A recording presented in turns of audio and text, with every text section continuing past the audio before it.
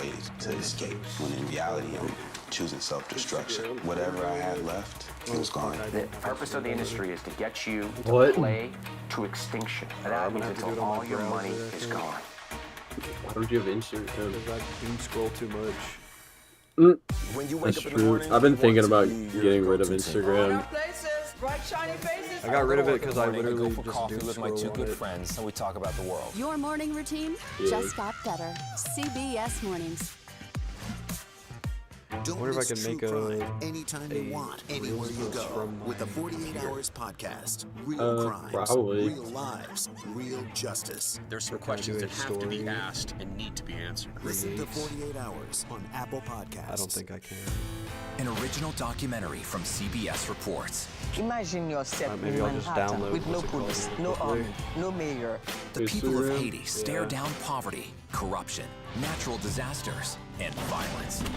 90% of the guns that are used by gangs in Haiti are I'm gonna turn American this guns. off until the debate happens. Speak. Hello. Okay, I'm just making sure that the audio is Oh wait, coming hang on. through. Let me Let me- actually I'm bring gonna my turn mic it down a closer. little bit. Wait. Don't adjust it yet. Let me move my mic. Okay.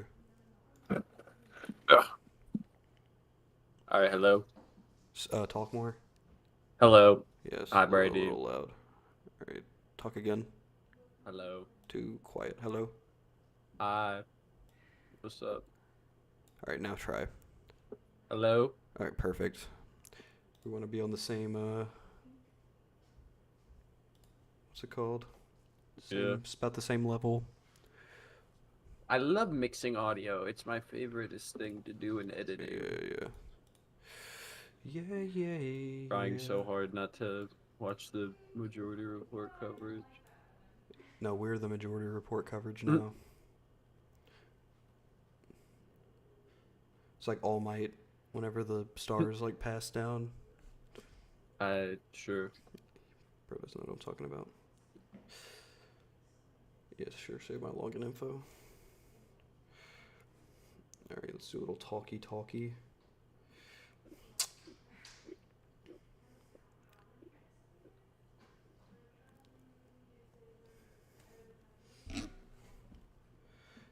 Oh, that's not a video.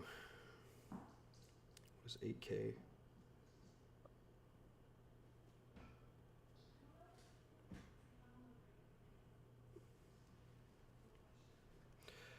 Hey guys, we are going live on Mission 68. We're going to be covering the VP debate tonight on YouTube. Make sure you drop in, say hi to me and Jackson while we're doing a little bit of coverage, and we hope to see you there. Live on Mission 68, we're going to be covering the VP debate tonight on YouTube. Make sure you drop in, say hi to me and coverage. I wanna get him back. I wanna make him really jealous. Wanna make him feel bad. Not now.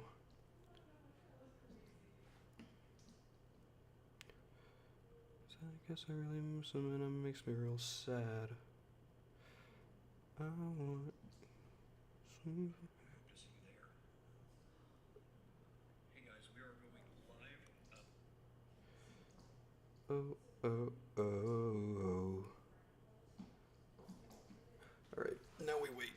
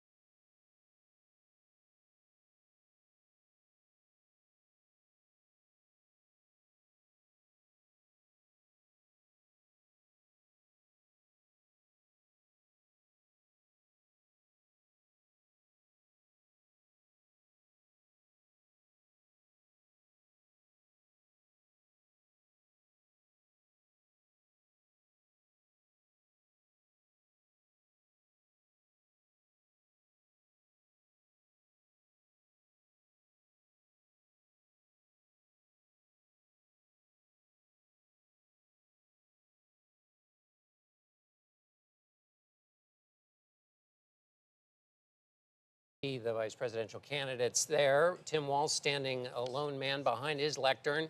Ed, give us your last thoughts as we watch here as J.D. Vance. Any opinions expressed by Jackson and I today are not representative or held by Micah 6.8 Mission. They are our independently held views, and any analysis will come from me and Jackson and not from the organization, nonprofit Micah 6.8 Mission. And maybe you're shaking hands before the cameras came. That's right. Well, we have the vice presidential debate coming up in a moment. It will be moderated by our own Norah O'Donnell and Margaret Brennan. Ohio Senator J.D. Vance and Minnesota Governor Tim Walz take the stage. Well, they've taken the stage, so stick with us here and join us also on our streaming channel, CBS News 24/7, for exclusive content you won't see anywhere else. Thank you for joining us. It'll be great. Good fun. I hope. Let's go. I'm so excited. I'm so excited for this debate more than anything else. This is more exciting than the Harris and Trump one. I'm gonna be honest. I think in terms of like impact, not really. No, not in terms of impact, but in terms of when has there been this much focus? I feel like there's been more focus on vice presidents this election than most other elections. Between the two men who hope to become I think it vice was only president because of the United States. ticket change, Democratic Governor Tim Walz that of Minnesota and Democrat Republican Senator J.D. kind of a Vance mystery of for like a Ohio. month. Well, J.D. Vance also has come out swinging more than most Republicans with his some of his comments. And I would say Walz is a very progressive, more progressive Democrat. Vice presidential debate quite starts now. polarized from Fight each other, for every single vote, and we're going to take this especially in country back. comparison And we to, are ready to continue to build the future together. We're going to turn this whole country red with President Donald J. Trump's leadership. You know, it's at the end of this little journey. Desktop Kamala audio Harris isn't is too the next loud. president of the United States. This Probably is a pretty good. CBS News special. turn on the closed live caption, or from they're not. CBS News headquarters in New York. America Decides, the vice presidential debate.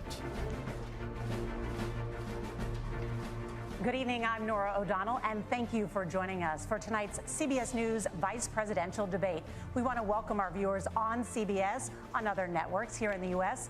and around the world. We have a consequential night ahead, and our focus is the issues that matter to you, the voter. Let's introduce the candidates. True. Minnesota's Democratic Governor Tim Walz and Ohio's Republican Senator J.D. Vance, tonight meeting for the first time.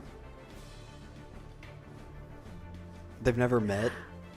I'm Margaret Brennan. In order to Trump have and a Kamala thoughtful didn't meet and before they civil debated. debate, Oh, these crazy. are the rules Epic that handshake. both campaigns have agreed Oh, they already to. did one. Questions will be directed second at one handshake. candidate, who Yeah, will the have first 2 one was a minutes to little respond. awkward. JD the like other walked off the candidate will be stage, allowed 2 and, minutes for Walz rebuttal. just kind of Then stayed behind each his candidate will podium. get another minute to make further points, with an additional 1 minute each at the discretion of the moderator.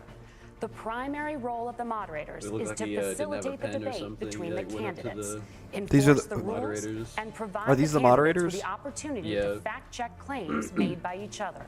CBS I'd News assume so. They're the reserves the only other right two to people mute in the the room. candidates' microphones. But we're to not. There's maintain no. decorum. There's microphone We have not muting, shared and the there's questions no. or topics with the No, campaigns. there is Fact no checking. mic The stage muting. is Oh, they set. said no? Governor, Yeah. Senator, Well, thank you you said for there's no joining fact us. checking, Let's right? get started. Yeah, no live Tonight, fact our country is checking, unless facing you several use the unfolding on crises. The The QR Middle code. East is on the brink of Yeah. war.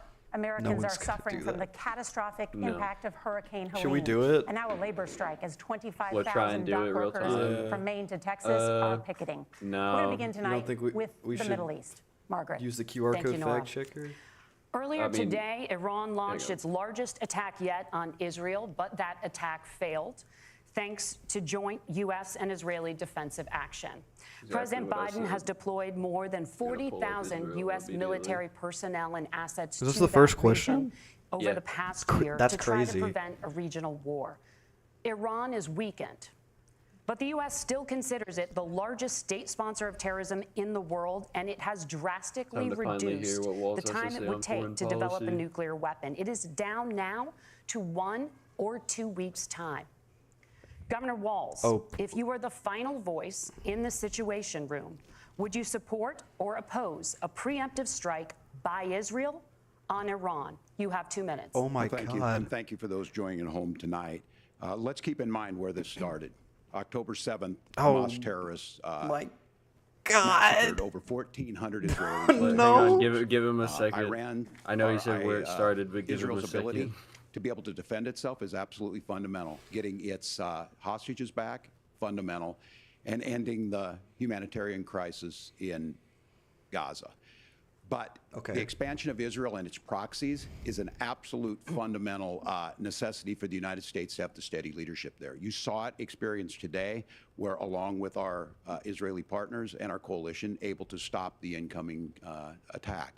But what's fundamental here is that steady leadership is going to matter. It's clear, and the world saw it on that debate stage a few weeks ago, a nearly 80-year-old Donald Trump talking about crowd sizes is not what we need in this moment. But it's not just that. It's those that were closest to Mentioning Donald Trump Trump's age, I that wonder if he's understand how gonna dangerous make he this is when debate the world about is this dangerous. how His Trump chief of dies, staff, John JD is gonna Kelly, be, said that he was the most flawed human being quite he'd the ever met. president. And both of his secretaries of defense and his national security advisors I don't like said this he should be answer at nowhere all. near the White House. No. Now, the person closest to them, Donald Trump, said he's unfit for the highest office. That was Senator Vance. What we've seen out of Vice President Harris is we've seen steady leadership. We've seen a calmness that is able to draw on the coalitions to bring them together. Understanding that our allies matter. When our allies see Donald Trump turn towards Vladimir Putin, turn towards This is not what he's- North this Korea, is not what when he we should be start to talking see about. that type of fickleness around holding the coalitions That's a together, terrible start. we will Terrible. stay committed. And as the Vice President said today is, we will protect our forces and our allied forces, and there will be consequences. Dude, they're Governor, committing a your time is up. genocide. Senator Vance, the same question. Would you support or oppose a preemptive strike by Israel on Iran? You have 2 minutes. Oh, I'm ready for Margaret, that. I want to answer the question. First of all, thanks, Governor. Thanks to CBS for hosting the debate. And thanks, most importantly, to the American people who are watching this evening and caring enough about this country to pay attention to this vice presidential debate. I want to answer the question, but I want to actually give an introduction to myself a little bit because I recognize a lot of Americans don't know who either one of us are. I was raised in a working class family. My mother required this food is assistance worse for than- periods of her life. My grandmother required Social Security help to raise me, and she raised me in part because Bro's my doing, mother struggled with addiction. for ethos. the Or no, wait, what entire is life. it? I went Pay- to no, college yeah, on the ethos GI Bill is- after Bro's I doing enlisted in the Marine credibility. Corps and served in Iraq. And so I stand Before here I answer asking this, to be I your was vice poor. president with extraordinary gratitude for this country, for the American dream that made it possible He's for me friends to with live Peter my Thiel, dreams. one of the richest And most people in importantly, America. I Dude, know that answer a the lot question. of you are Shut worried up, about bro. the chaos in the world and the feeling that the American dream is unattainable. I want to try to convince you tonight over the next 90 minutes that if we get better leadership in the White House, if we get Donald Trump back in the White House, the American dream is going to be attainable once again. famously. Now, to answer this particular question, we have to remember that as much as Governor Walz just accused Donald Trump of being an agent of chaos, Donald Trump actually delivered stability in the world, and he did it by establishing effective Escalating, like, deterrence. killing in Effective People were afraid deterrence. of stepping out of line. Iran, Working which class launched this family. attack, has received over $100 billion in unfrozen assets thanks to the Kamala Harris administration. What do they use that money for? They use it to buy weapons that they're now launching against our allies, and God forbid, potentially launching against the United States as well. Donald Trump recognized that for people to fear the United States, you needed peace through strength. They needed to recognize that if they got out of line, the United States global leadership would put stability and peace back in the world. We were in Now, you asked Afghanistan about a preemptive when strike, Margaret, Trump and I was want to answer the president. question. Look, it is up During to Trump's Israel what presidency. they He did think not they need to do provide to keep any their sort country of safe, and we should global support our security. Like, allies he- wherever they are when he they're fighting the bad assassinated guys. an I think Iranian that's the right official approach to in take with the Iraq. Israel question. That was Thank you, extreme Senator. escalation. They're and it was basically just saying, unstoppable. yes, we should Respond let to any Israel allegations. fire Look, Donald missiles. Trump was in office. We'll sometimes hear a revisionist history, but when Donald Trump was in office, it was Donald Trump who we had a coalition of nations that had boxed Iran's nuclear program in, the inability to advance it. Donald Trump pulled that program and put nothing else in its place. So Iran is closer to a nuclear weapon than they were before because of Donald Trump's fickle leadership.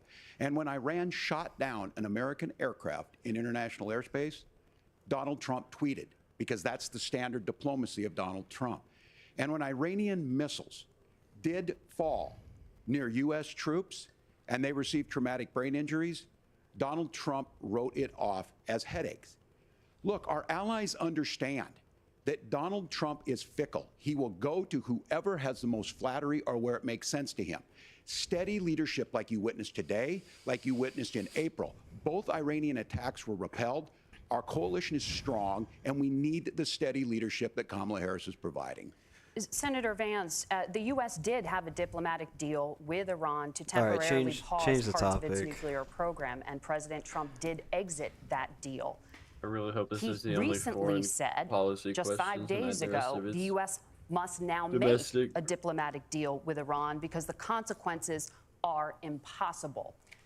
Did he make a mistake? You have 1 minute. Well, first of all, Margaret, diplomacy is not a dirty word, but I think that's something that Governor Walz just said is quite extraordinary. You yourself just said Iran is as close to a nuclear weapon today as they have ever been. And Governor Walz, you blame Donald Trump. Who has been the vice president for the last 3.5 years? And the answer is your running mate, not mine.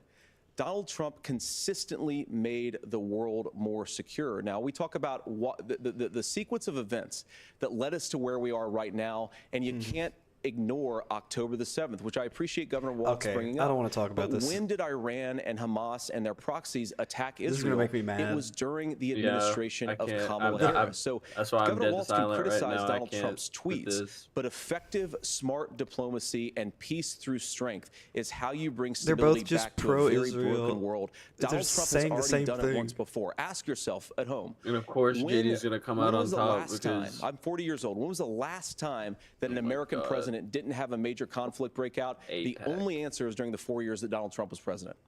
Gentlemen, we have a lot to get to. Nora? Margaret, thank you. Let's turn now to Hurricane Helene. The storm could become one of the Yes. deadliest on record. More than 160 people Yes. are dead, This and is hundreds good. more are missing. This is environmental. Scientists He's not say climate celebrating change deaths makes right now, these by the way. hurricanes No, larger, this is a good He means the topic. topic stronger, change. and Yeah, more this is a deadly good because topic. of the historic rainfall. Yes. Senator Vance, according to CBS News polling, 7 in 10 He's not gonna be able to talk about Americans climate and more change. than But Walz 60% will. of Republicans under the age of 45 favor the U.S. taking steps to try and reduce climate change.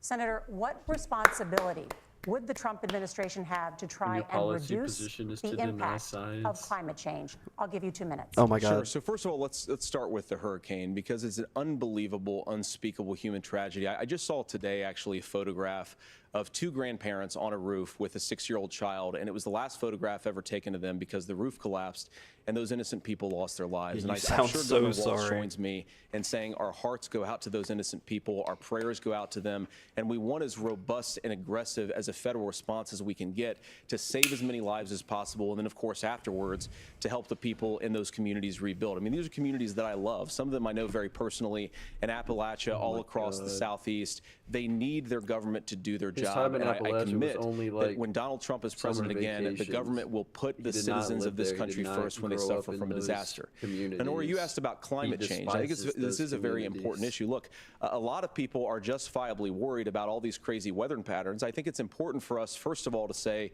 Donald Trump and I support clean air, clean water. We want the environment to be cleaner and safer. But one of the things that I've noticed some of our Democratic friends talking a lot about is a concern about carbon emissions, this idea that carbon emissions drives all of the climate change. Well, let's just say that's true, just for the sake of argument, so we're not arguing about weird science. Let's just say that's true. Well, if you believe that, what would you want to do? The answer is that you'd want to reshore as much American manufacturing as possible, and you'd want to produce as much energy as possible in the United States of America because we're the cleanest economy in the entire world. What have Kamala Harris's We're policies literally actually led producing to? record More energy LNG production in right now. China, Like, more manufacturing. we are No, producing bring the the fact most checkers that we back. Some of the ever dirtiest have. parts Bring of the the fact entire checkers world. I said it, I back. mean, the amount of carbon emissions they're doing per unit of economic output. So if we This actually is the classic care about conservative. getting cleaner air Like, they're and like, cleaner what water, about China? The best thing They're to do is to doing double more. down and invest in American workers and the American people. And unfortunately, Kamala Harris has done exactly the opposite. Governor Literally, Walz, you have the 2 minutes to Biden respond. Harris We got close to administration an agreement did the because all clean. those things there's a- are happening. Look, first of all, it is a horrific tragedy with this hurricane, and my heart goes out to the folks that are down there in contact with the governors. I serve as co-chair of the Council of Governors as we work together on these emergency managements. Governors know no partisanship. They work together. So all of the governors and the emergency responders are on the ground. Those happen on the front end. the federal government comes in, makes sure they're there that we recover. But we're still in that phase where we need to make sure that they're staying there, staying focused. Now, look, coming back to the climate change issue, there's no doubt this thing roared onto the scene faster and stronger than anything we've seen. Senator Vance has said that there's a climate problem in the past. Donald Trump called it a hoax and then joked that these things would make more beachfront property to be able to invest in. What we've seen out of the Harris administration now, the Biden-Harris administration, is we've seen this investment. We've seen massive investments, the biggest in global history that we've seen in the Inflation Reduction Act, has created jobs all across the country. 2,000 in Jeffersonville, Ohio, taking the EV technology that we invented and making it here. 200,000 jobs across the country. The largest solar manufacturing plant in North America sits in Minnesota. But my farmers know climate change is real. They've seen 500-year droughts, 500-year floods back to back. But what they're doing is adapting, and this has allowed them to tell me, look, I harvest corn, I harvest soybean, and I harvest wind. We are producing more natural gas and more oil at any time than we ever have. We're also producing more clean energy. So the solution for us is to continue to move forward, that climate change is real. Reducing our impact is absolutely critical, but this is not a false choice. You can do that at the same time you're creating the jobs that we're seeing all across the country. That's exactly what this administration has done. We are seeing us becoming an energy superpower for the future, not just the current. And that's what absolutely makes sense. And then we start thinking about how do we mitigate these disasters. This is a dope Senator, W response. I want to give you an opportunity to respond there. The governor mentioned that President Trump has called climate change a hoax. Do you agree? I just wish he Well, went a what the little president harder has said about is that if the weaning off Democrats, of in particular Kamala Harris and her leadership, if they really believe that climate change is serious, what they would be doing is more manufacturing and more energy production in the United States of America, and that's not what they're doing. So clearly, Kamala Harris herself doesn't believe her own rhetoric on this. If she did, she would actually agree with Donald Trump's energy policies. Now, something Governor Walz said I think is important to touch upon, because when we talk about clean energy, I think that's a slogan that often the Democrats will use here. And I'm talking, of course, about the Democratic leadership. And the real issue is that if you're spending hundreds of millions or even billions of dollars of American taxpayer money on solar panels that are made in China, number one, you're going to make the economy dirtier. We should be making more of those solar panels here in the United States of America. Some of them are, Tim, but a lot of them are being made overseas in China. What does it matter? Yeah, who cares? Go into those solar less panels. So if you really carbon want to make emissions, the the environment better, cleaner, it does you've not got to matter invest in where more that energy production is We coming haven't built from. a nuclear facility, I think we one can in look the past past 40 years. Well, this is domestic. It's not relevant. Economic growth in the face of that's like raised energy prices, climate-induced and also meant that we're doing Armageddon. Senator, worse by your the time climate. is up. Governor, would you like to respond? Well, look, we're producing more natural gas than we ever have. There's no moratorium on that. We're producing more oil. But folks know, and like I said again, these are not liberal folks. These are not folks that are Green New Deal folks. These are farmers that have been drought one year, massive flooding the next year. They understand that it makes sense. Look, our #1 export cannot be topsoil from erosion from these massive storms. We saw it in Minnesota this summer.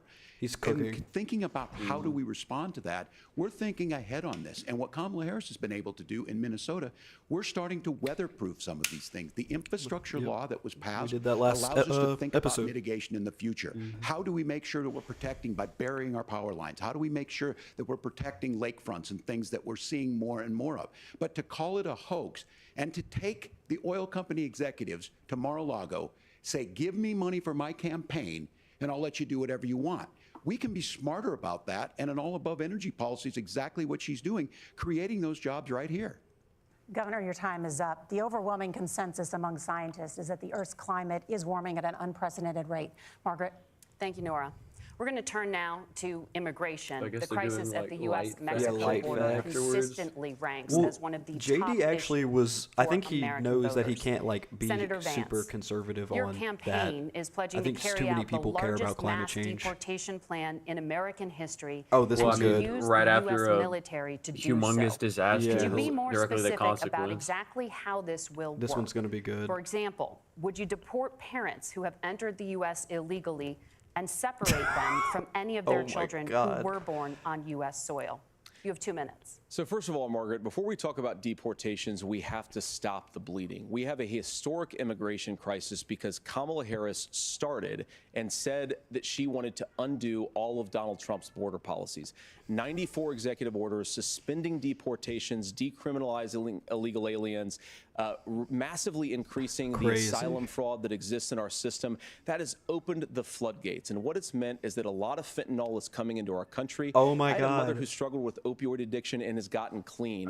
She was I don't stealing want those people from who are her, struggling with patients, I addiction believe, to be or deprived something of their like second that. chance She was because taking it Kamala Harris domestically. let in They were fentanyl not- into our No, it was the- communities. I think it at was the brown record people, levels. Jackson. So you've got to stop No, the bleeding. and not You've got his to mom. re-implement Donald Trump's border policies, build the wall, re-implement deportations, and that gets me to your point, Margaret, about what do we actually do? So we've got 20, 25 million illegal aliens who are here in the country. What do we do with them? I think the first thing that we do is we start with the criminal migrants. About 1 million of those people have committed some form of crime in addition to crossing the border illegally. I think you start with deportations on those folks. And then I think you make it harder for illegal aliens to undercut the wages of American workers. A lot of people will go home if they can't work for less than minimum wage in our own country. And by the way, that'll be really good for our workers who just want to earn a fair wage for doing a good day's work. And the final point, Margaret, is you ask about family separation. Right now in this country, Margaret, we have 320,000 children that the Department of Homeland Security has effectively lost. Some of them have been sex trafficked. Some of them hopefully are at homes with their families. Some of them have been used as drug trafficking mules. The real family separation policy in this country is unfortunately Kamala Harris's wide open southern border. And I'd ask my fellow Americans to remember when she came into office, she said she was going to do this. Real leadership would be saying, you know what, I screwed up. We're going to go back to Donald Trump's border policies. I wish that she would do that. It would be good for all of us. I would love Governor, to see how do you Walz is care gonna to respond to any of those specific allegations, including that the vice president is, quote, letting in fentanyl and using kids as Everyone's drug scared of mules, among immigrants. other things Yeah, regarding well, children? the drug mule is not true, but I will say about this, about the fentanyl, because this is a crisis of this, the opioid crisis. And the good news on this is the last 12 months saw the largest decrease in opioid deaths in our nation's history. 30% decrease in Ohio, but there's still more work to do. But let's go back to this on immigration. Kamala Harris was the Attorney General of the largest state and a border state in California. She's the only person in this race who prosecuted transnational gangs for human trafficking and drug interventions. But look, we all want to solve this. Most of us want to solve this. And that is the United States Congress. That's the Border Patrol agents. That's the Chamber of Commerce. That's most Americans out here. That's why we had the fairest and the toughest bill on immigration that this nation's seen. It was crafted by a conservative senator from Oklahoma, James Lankford. I know him. He's super conservative, but he's a man of principle, wants to get it done.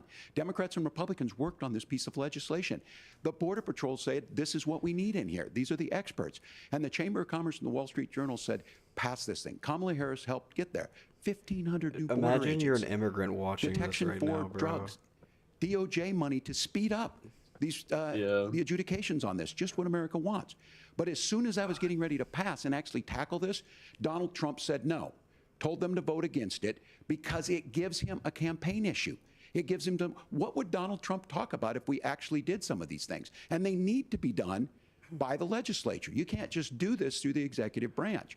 That So was the look, wrong we have angle. the options to do this. Donald Trump had 4 years. Even He had 4 Kamala years to started do this. pivoting, And he like, promised you, slightly. America, how easy it I would don't be. like I'll build you a big the sentiment legal against wall, immigrants. and Mexico will pay for it. like this is Less than absolutely 2% not of that wall got the built, and mindset Mexico to didn't pay a have about dime. this But here issue. we are again, 9 It's years just, after it's we not came even down an that issue. It's escalator, being like dehumanizing sensationalized by people conservatives and telling them what he was going to do. Democratic As far as Party the is just letting deportation it plan, at happen. one point, the correct Senator answer to Vance this said it is was so saying unworkable to be this is laughable. not a problem. So Immigrants that's are where we're not at. Pass the hurting bill, us. she'll sign it. They're these Governor, your they're time just is up. humans that Senator, live in the country. question was, will you separate parents from their children, even if their kids are U.S. citizens? You have 1 minute.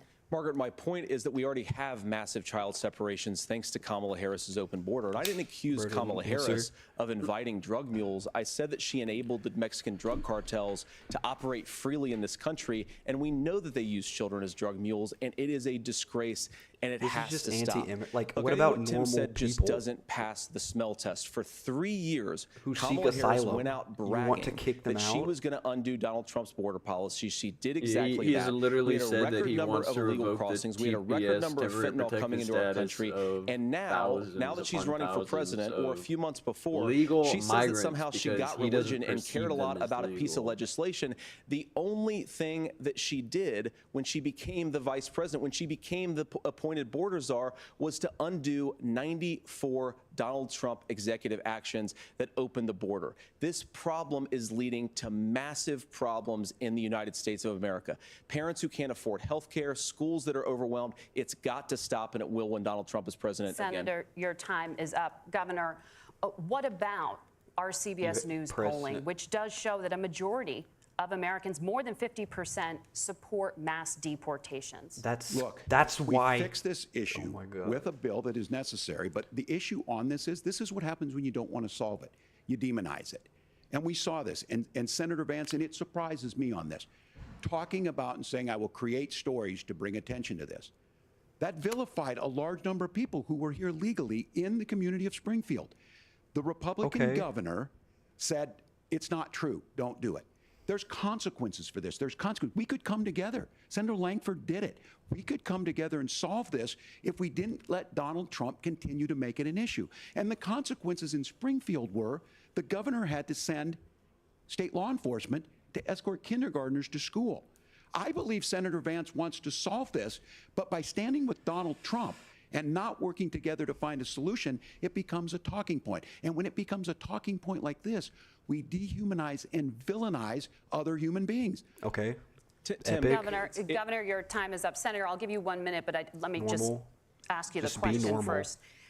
The governor has made the point, and I think as a sitting lawmaker, you know that Congress controls the purse strings and any funding.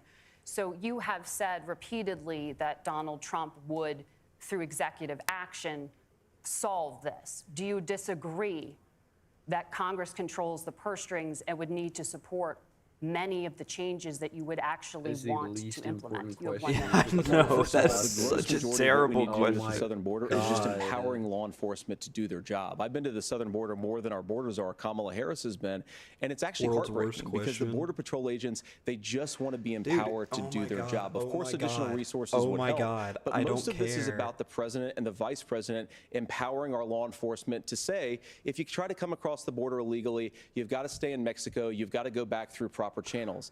Now, Governor Walz brought up the community of Springfield, and he's very worried about the things that I've said in Springfield. Look, in Springfield, Ohio, and in communities all across this country, you've got schools that are overwhelmed, you've got hospitals that are overwhelmed, you've got housing that is totally unaffordable because we brought in millions of illegal immigrants to compete with Americans for scarce homes. The people that I'm most worried about in Springfield, Ohio, are the American citizens who have had their lives destroyed by Kamala Harris's open border. It is a disgrace. That's why the housing and I crisis actually is think, I happening. agree It's with the you. I think you immigrants. want to solve this problem, but I don't think that Kamala Harris does. Senator, your time is up. Governor, you have 1 minute to respond. Yeah, well, it is not law the enforcement that immigrants. asked for the bill.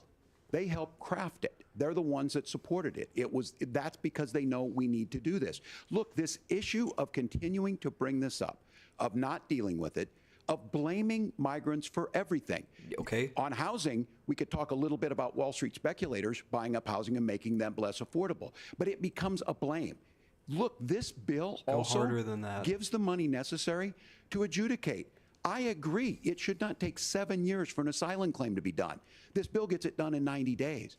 Then you start to make a difference in this, and you start to adhere to what we know, American principles. I don't talk about my faith a lot, but Matthew 25:40 talks about, to the least amongst us you do unto me. I think that's true of most Americans. They simply want order to it. This bill does it. It's funded. It's supported by the people who do it, and it lets us keep our dignity about how we treat other people.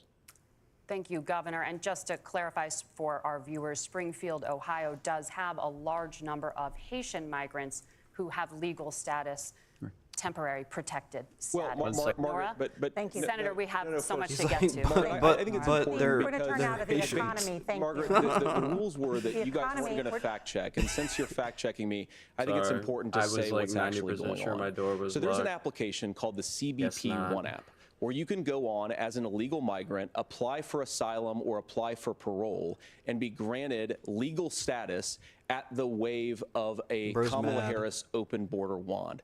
That is not a said, person "I was coming in told you were applying gonna for a fact green check card me." and waiting for 10 years. Thank That is you, the Senator. facilitation of illegal immigration, Margaret, The only by Thank time you, I've seen Senator, his for eyes light up with describing the never legal eating process. Kamala- We and have Kamala so much Harris to get opened up to, that Senator. pathway. Those We have laws so have been on much. the books since 1990. Thank you, gentlemen. The we CBP want to have One app has not been on the books. Oh my God, what's going on? It's like the They're lead. muting The, their mics.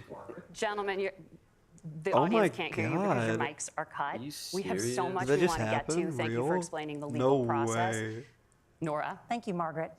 The economy That's is a top crazy. concern for voters. Each of your campaigns has released an economic plan, so let's talk about the specifics. Governor Walz, Vice President Harris unveiled a plan that includes billions in tax credits for manufacturing, housing, and a renewed child tax credit. The Wharton School says your proposals will increase the nation's deficit by $1.2 trillion.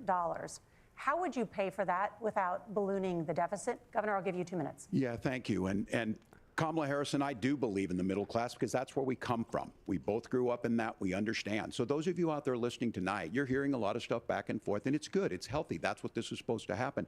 You should be listening. How's this going to impact me? The bold forward plan that Kamala Harris put out there is talking about this housing issue. The one thing is there's 3 million new houses proposed under this plan with down payment assistance on the front end to get you in a house. A house is much more than just an asset to be traded somewhere. It's foundational to where you're at. And then making sure that the things you buy every day, whether they be prescription drugs or other things, that there's fairness in that. Look, the $35 insulin is a good thing, but it costs $5 to make insulin. They were charging $800 before this law went into effect. As far as the housing goes, I've seen it in Minnesota. 12% more houses in Minneapolis, prices went down on rent 4%. It's working. And then making sure tax cuts go to the middle class. $6,000 child tax credit, we have one in Minnesota, reduces childhood poverty by 1/3. We save money in the long run, and we do the right thing for families. And then getting businesses off the ground. The law as it stands right now is $5,000 tax credit for small business, increasing that to $50,000. Now, this is a philosophical difference between us. Donald Trump made a promise, and I'll give you this, he kept it. He took folks to Mar-a-Lago, said, you're rich as hell, I'm gonna give you a tax cut. He gave the tax cuts that predominantly went to the top class. What happened there was an $8 trillion increase in the national debt, the largest ever. Now he's proposing a 20% consumption or sales tax on everything we bring in. Everyone agrees, including businesses, it would be destabilizing it, it would increase inflation and potentially lead to a recession. Look, this is simple for you. Where are we going? Kamala Harris has said to do the things she wants to do, we'll just ask the wealthiest to pay their fair share. When you do that, our system works best, more people are participating in it, and folks have the things that they need. Senator, I want to give you a moment to respond on that. But similarly, solid. the Wharton School has done an analysis of the Trump plan and says it would increase the nation's deficit by $5.8 trillion. My question is the same for you. How do you pay for all that without ballooning the deficit? I'll give you 2 minutes. Well, first of all, These you're might gonna be hear the a worst lot questions from Tim Walz this evening, I've and you ever just heard it heard. in the answer. A lot of what Kamala they're Harris proposes to awful. do, and some of it, I'll be I honest am with you, not it enjoying even this sounds at pretty all. good. Me either. Here's This is what you terrible. won't hear, is that Kamala Harris has already done it. Because she's who- been the oh my vice God, who president cares for 3.5 about the years. She deficit? had Oh the my God. opportunity to enact all of these great policies, and what she's actually done instead is drive the cost of food higher by 25%, drive the cost of housing higher by about 60%. Open the American southern border and when I make lie. middle-class life unaffordable for a large number of Americans. If Kamala Harris has such great plans why no for how to fact address checkers? middle-class problems, then she ought to do them now. Not when asking for a promotion, but in the job the American people gave her 3.5 years ago. And the fact that she isn't tells you a lot about how much you can trust her actual plans. Now, Donald Trump's economic plan is not just a plan, but it's also a record. A lot of those same economists attack Donald Trump's plans, and they have PhDs, but they don't have common sense and they don't have wisdom, because Donald Trump's economic policies delivered the highest take-home pay in a generation in this country, 1.5% inflation, and to boot, peace and security all over the world. So when people say that Donald Trump's economic plan doesn't make sense, I say look at the record. He delivered rising take-home pay for American workers. Now, Tim admirably admits that they want to undo the Trump tax cuts. But if you look at what was so different about Donald Trump's tax cuts, even from previous Republican tax cut plans, is that a lot of those resources went to giving more take-home pay to middle class and working class Americans. It was passed in 2017, and you saw an American economic boom unlike we've seen in a generation in this country. That is a record that I'm proud to run on, and we're going to get back to that common sense wisdom so that you can afford to live the American dream again. I know a lot of you are struggling. I know a lot of you are worried about paying the bills. It's going to stop when Donald Trump brings back common sense to this country. I feel like it's so hard to break down everything he's saying. Well, Kamala Harris's day one was Donald Trump's failure on COVID that led to the collapse of our economy. Okay, that's we were good. already before COVID in a manufacturing recession, but 10 million people out of work, largest percentage since the Great Depression. 9 million jobs closed on that. That was day one. Whether it was the Infrastructure Act or other things we moved. Now, you made a question about experts, said this. I've made a note of this. Economists can't be trusted. Science can't be trusted. National security folks can't be trusted. Look, if you're going to be president, you don't have all the answers. Donald Trump believes he does. My pro tip of the day is this. If you need heart surgery, listen to the people at the Mayo Clinic in Rochester, Minnesota, not Donald Trump. And the same thing goes with this. And I ask he's you cooking. out Wait, there, this is fire. Teachers, nurses, truck drivers, or whatever, how is it fair that you're paying your taxes every year and Donald Trump hasn't paid any federal tax in the last 15 years? Wait, he's cooking. The last year as president. That's what's wrong with the system. There's a way around It's interesting it, and now. he's bragged about that. We're just asking for fairness in it, and that's all you want. You have a minute. Governor, you say trust the experts. But those same experts for 40 years said that if we shipped our manufacturing base off to China, we'd get cheaper goods. They lied about that. They said if we shipped our industrial base off to other countries, to Mexico and elsewhere, it would make the middle class stronger. They were wrong about that. They were wrong about the idea that if we made America less self-reliant, less productive, dude, no country is self-reliant. And they were wrong this is okay. Wait, no, I feel like I have to say something about this. This is what you can do as a conservative speaker. You can just say things. This is not real. No country is completely independent on their own manufacturing. No one's ever going to make more of our own stuff. And this isn't just an economic issue. I've got 3 beautiful little kids at home, 7, 4, and 2. I love them very much. I hope they're in bed right now. All of this talk of like so many of the drugs, the pharmaceuticals that we put in the bodies of our children are manufactured by nations that hate us. This has to stop, and we're not going to stop it by listening to experts. We're going to stop it by listening to common sense wisdom, which is what Donald Trump does. Senator, your time is up. Governor Walz, can you address that? I mean, voters say they trust Donald Trump on the economy. It just sounds good when people are like, America should be tonight and you want billionaires get tax cuts. You heard what the numbers were. Look, I'm a union guy on this. I'm not a guy who wanted to ship things overseas, but I understand that, look, we produce soybeans and corn. We need to have fair trading partners. That's something that we believe in. I think the thing that most concerns me on this is Donald Trump was the guy who created the largest trade deficit in American history with China. So the rhetoric is good. Much of what the senator said right there, I'm in agreement with him on this. I watched it happen too. I watched it to my communities, and we talked about that. But we had people undercutting the right to collectively bargain. We had right to work states made it more difficult. We had companies that were willing to ship it over, and we saw people profit. Folks that are venture capital in some cases, putting money into companies that were overseas.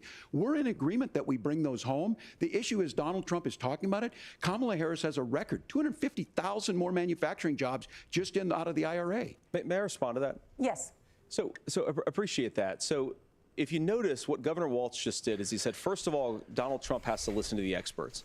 And then when he acknowledged that the experts screwed up, he said, well, Donald Trump didn't do nearly as good of a job as the statistics show that he did. So what Tim Walz is doing, and I honestly, Tim, I think you got a tough job here, because you've got to play whack-a-mole. You've got to pretend that Donald Trump didn't deliver rising take-home pay, which of course he did. You've got to pretend that Donald Trump didn't deliver lower inflation, which of course he did. And then you simultaneously got to defend Kamala Harris's atrocious economic record, which has made gas, groceries, and housing unaffordable for American citizens. I was raised by a woman who would sometimes go into medical debt so that she could put food on the table in our household. I know what it's like to not be able to afford the things that you need to afford. We can do so much better. To all of you watching, we can get back to an America that's affordable again. We just got to get back to common sense economic principles. I hope we have a conversation on health care then. Senator, Governor. Please. Thank you. Margaret? We have a lot to get Dude, to he's just ahead, kind of like gentlemen, lying, on but many topics, he's but not right like. now I want to talk He's about just like, when personal have Republicans ever qualifications. done that? The vice president is often Was the the last voice inflation the president low hears during before Donald making Trump was the president consequential during decisions. the pandemic? We want to ask you about your leadership qualities. Governor Walz, you said you were in Hong Kong during the deadly Tiananmen Square protests in the spring of 1989. But Minnesota Public Radio and other media outlets are reporting that you actually didn't travel to Asia until August of that year. Can you explain that discrepancy? I'm about to fall Well, asleep. and to the folks I'm out going to there use who the get bathroom. at the top of this, look, I grew up in small rural Nebraska, town of 400, town that you rode your bike with your buddies till the streetlights come on, and I'm proud of that service. I joined the National Guard at 17, worked on family farms, and then I used the GI Bill to become a teacher, passionate about it, a young teacher.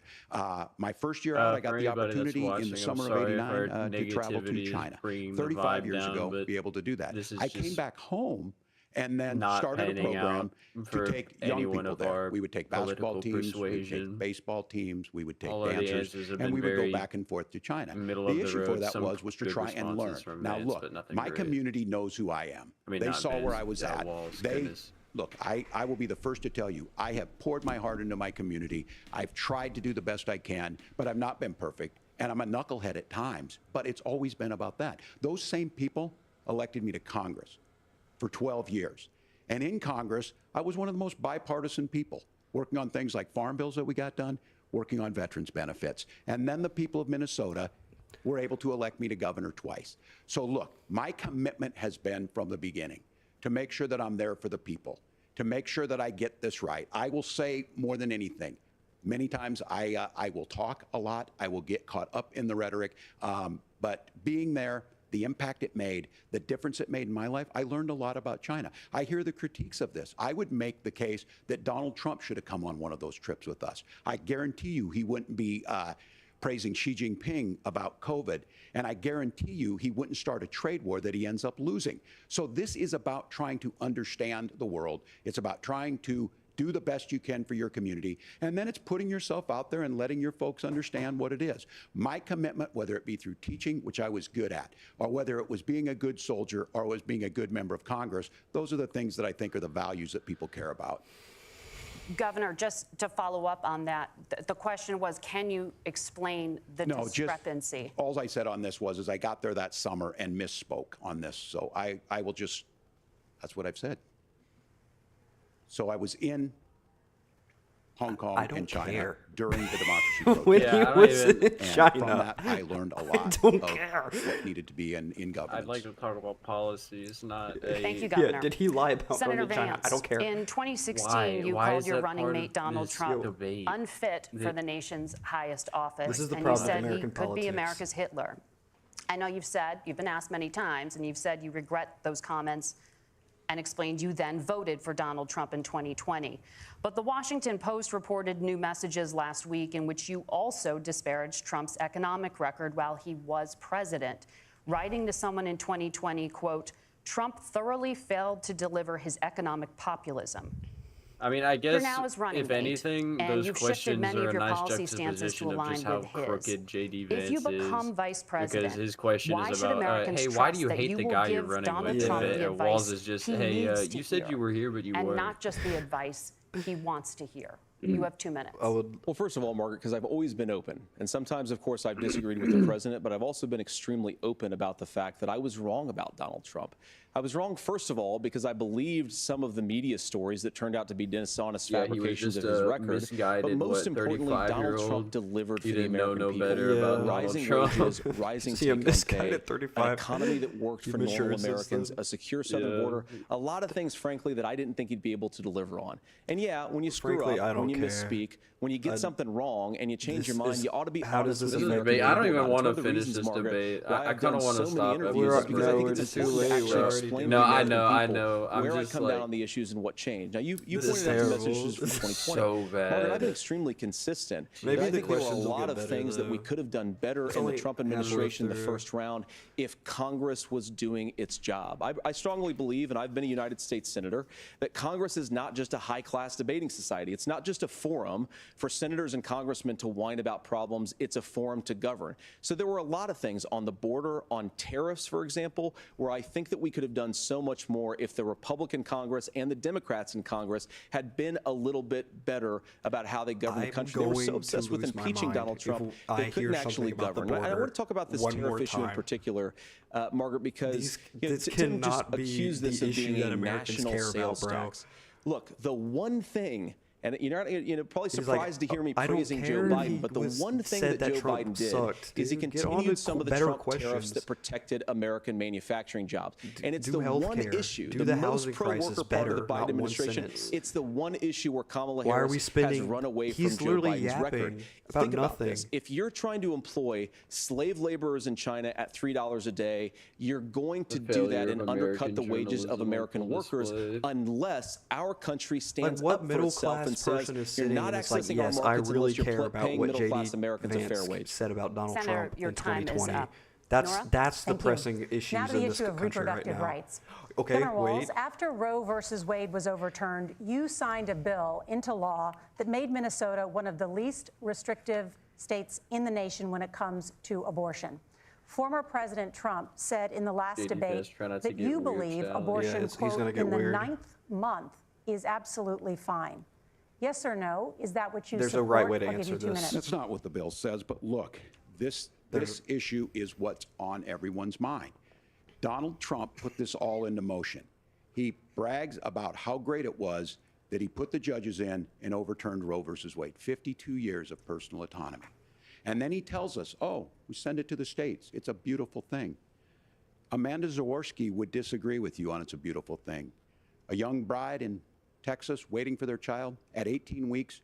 She has a complication, a tear in the membrane. She needs to go in. The medical care at that point needs to be decided by the doctor.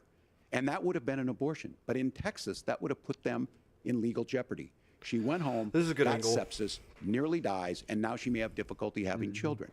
Or in Kentucky. That is crazy. Hadley Duvall, a 12-year-old child raped and impregnated by her stepfather. Those are horrific. Now, when God asked about that, Senator Vance said, 2 wrongs don't make a right. There is no right in this. So in Minnesota, what we did was restore Roe versus Wade. We made sure that we put women in charge of their health care. But look, this is not where, if you don't know Amanda or a Hadley, you soon will. Their Project 2025 is going to have a registry of pregnancies. It's going to make it more difficult, if not impossible, to get contraception and limit access, if not eliminate access to infertility treatments. For so many of you out there listening, me included, infertility treatments are why I have a child. That's nobody else's business, but those things are being proposed. And the catch-all on this is, well, the states will decide what's right for Texas might not be right for Washington. That's not how this works. This is basic human right. We have seen maternal mortality skyrocket in Texas, outpacing many other countries in the world. This is about health care. In Minnesota, we are ranked first in health care for a reason. We trust women, we trust doctors. Senator, do you want to respond to the governor's claim? Will you create a federal pregnancy monitoring agency? No, Nora, certainly we won't. And I want to talk about this issue because I know a lot of Americans care about it, and I know a lot of Americans don't agree with everything that I've ever said on this topic. And, you know, I grew up in a working class family in a neighborhood where I knew a lot of young women who had unplanned pregnancies and decided to terminate those pregnancies because they feel like they didn't have any other options. And, you know, one of them is actually very dear to me. And I know she's watching tonight, and I love you. And she told me something a couple years ago that she felt like if she hadn't had that abortion, that it would have destroyed her life because she was in an abusive relationship.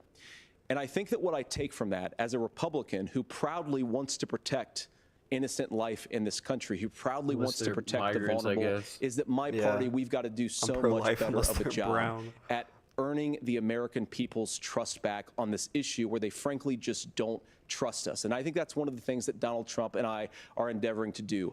I want us as a Republican Party to be pro-family in the fullest sense of the word. I want us to support fertility treatments. I want us to make it easier for moms to afford to have babies. I want it to make it easier for young families to afford a home so they can afford a place to raise that family. And I think there's so much that we can do on the public policy front just to give women more options.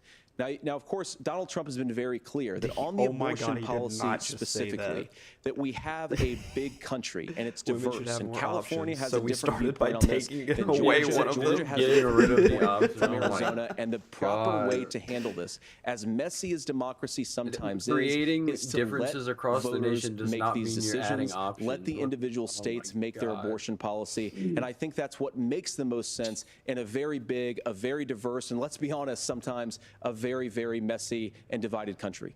Governor, would you like to respond and also answer the question about restrictions? Yeah, well, the question got asked, and Donald Trump made the accusation that wasn't true about Minnesota. Well, let me tell you about this idea that there's diverse states.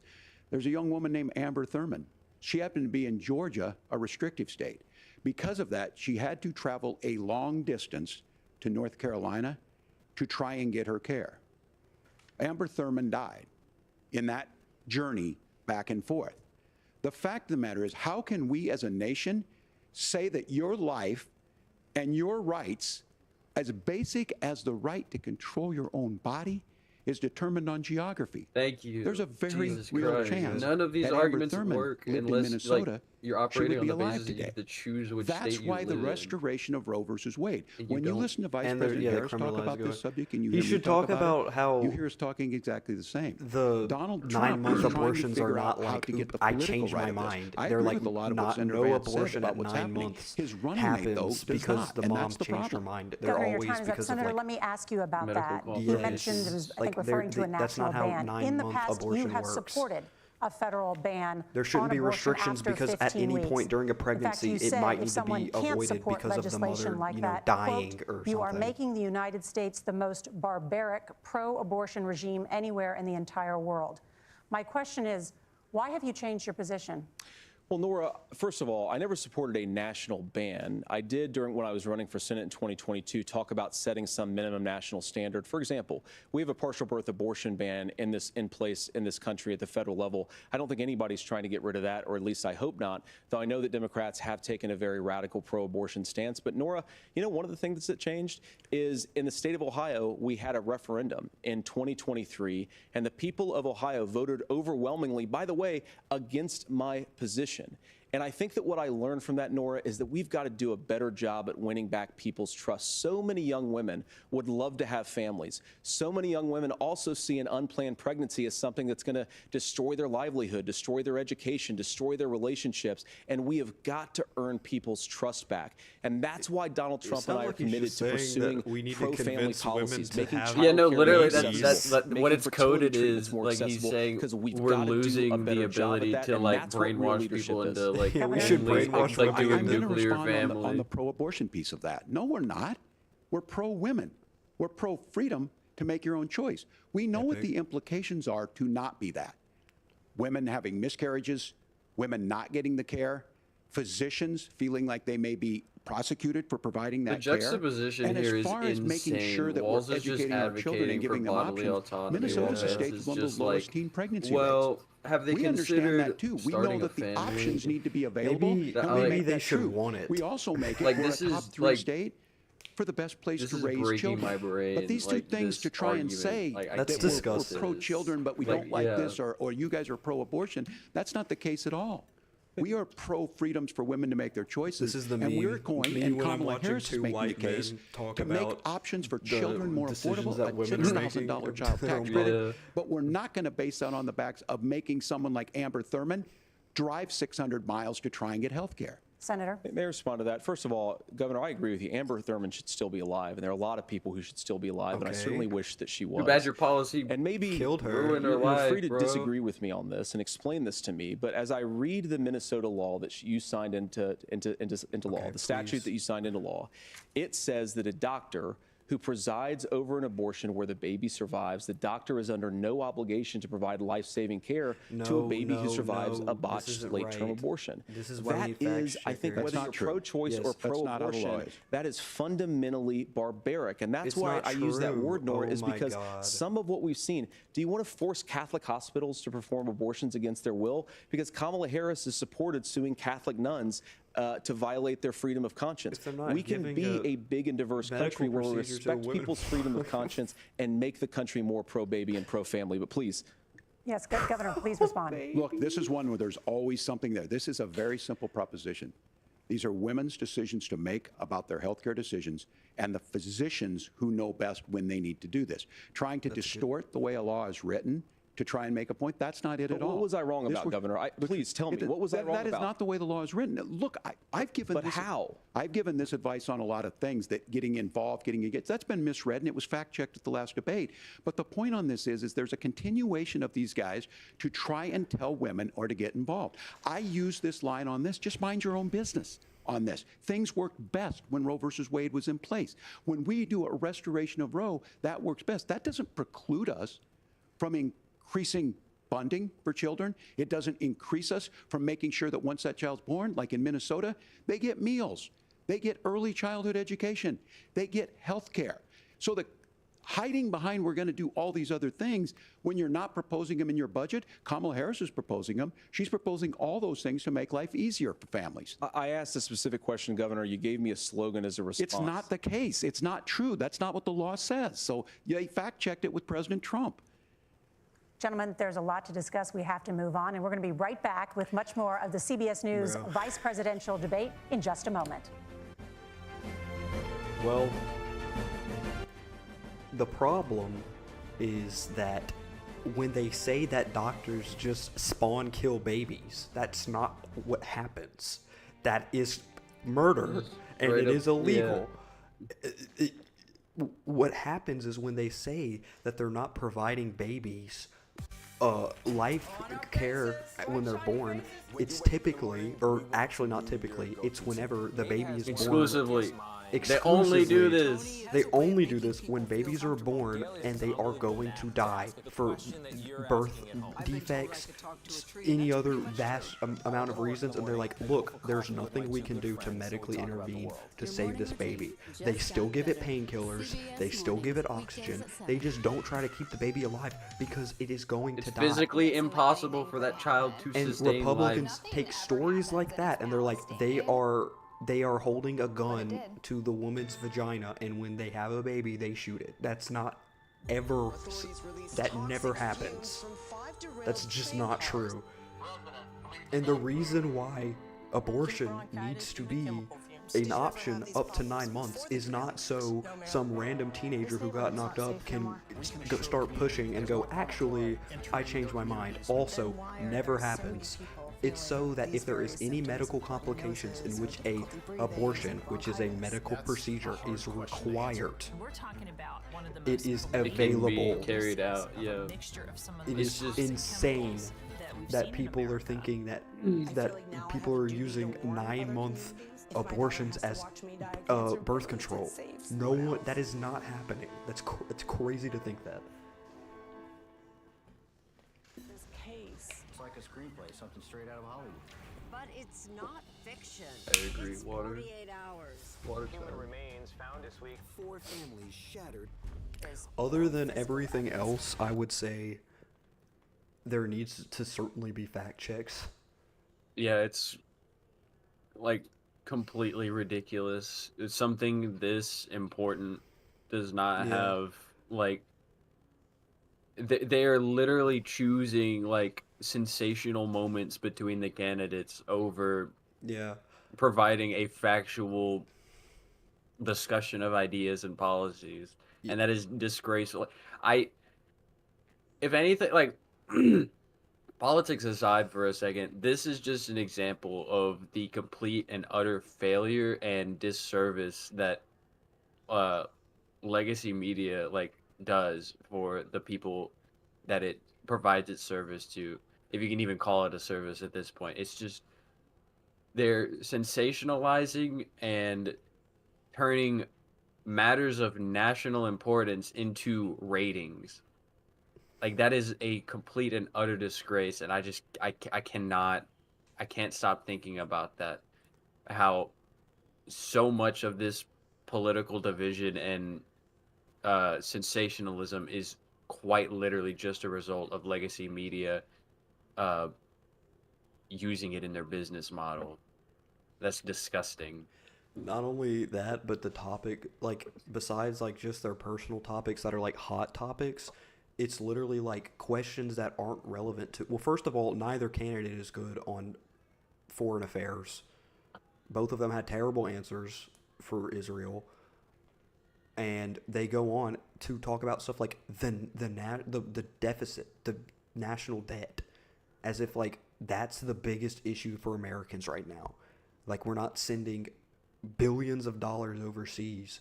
No one talks about the debt. To assist a genocide. No one talks about the debt whenever we spend $60 billion on Israel. They're both going to bring up the debt. I don't care about the debt, bro.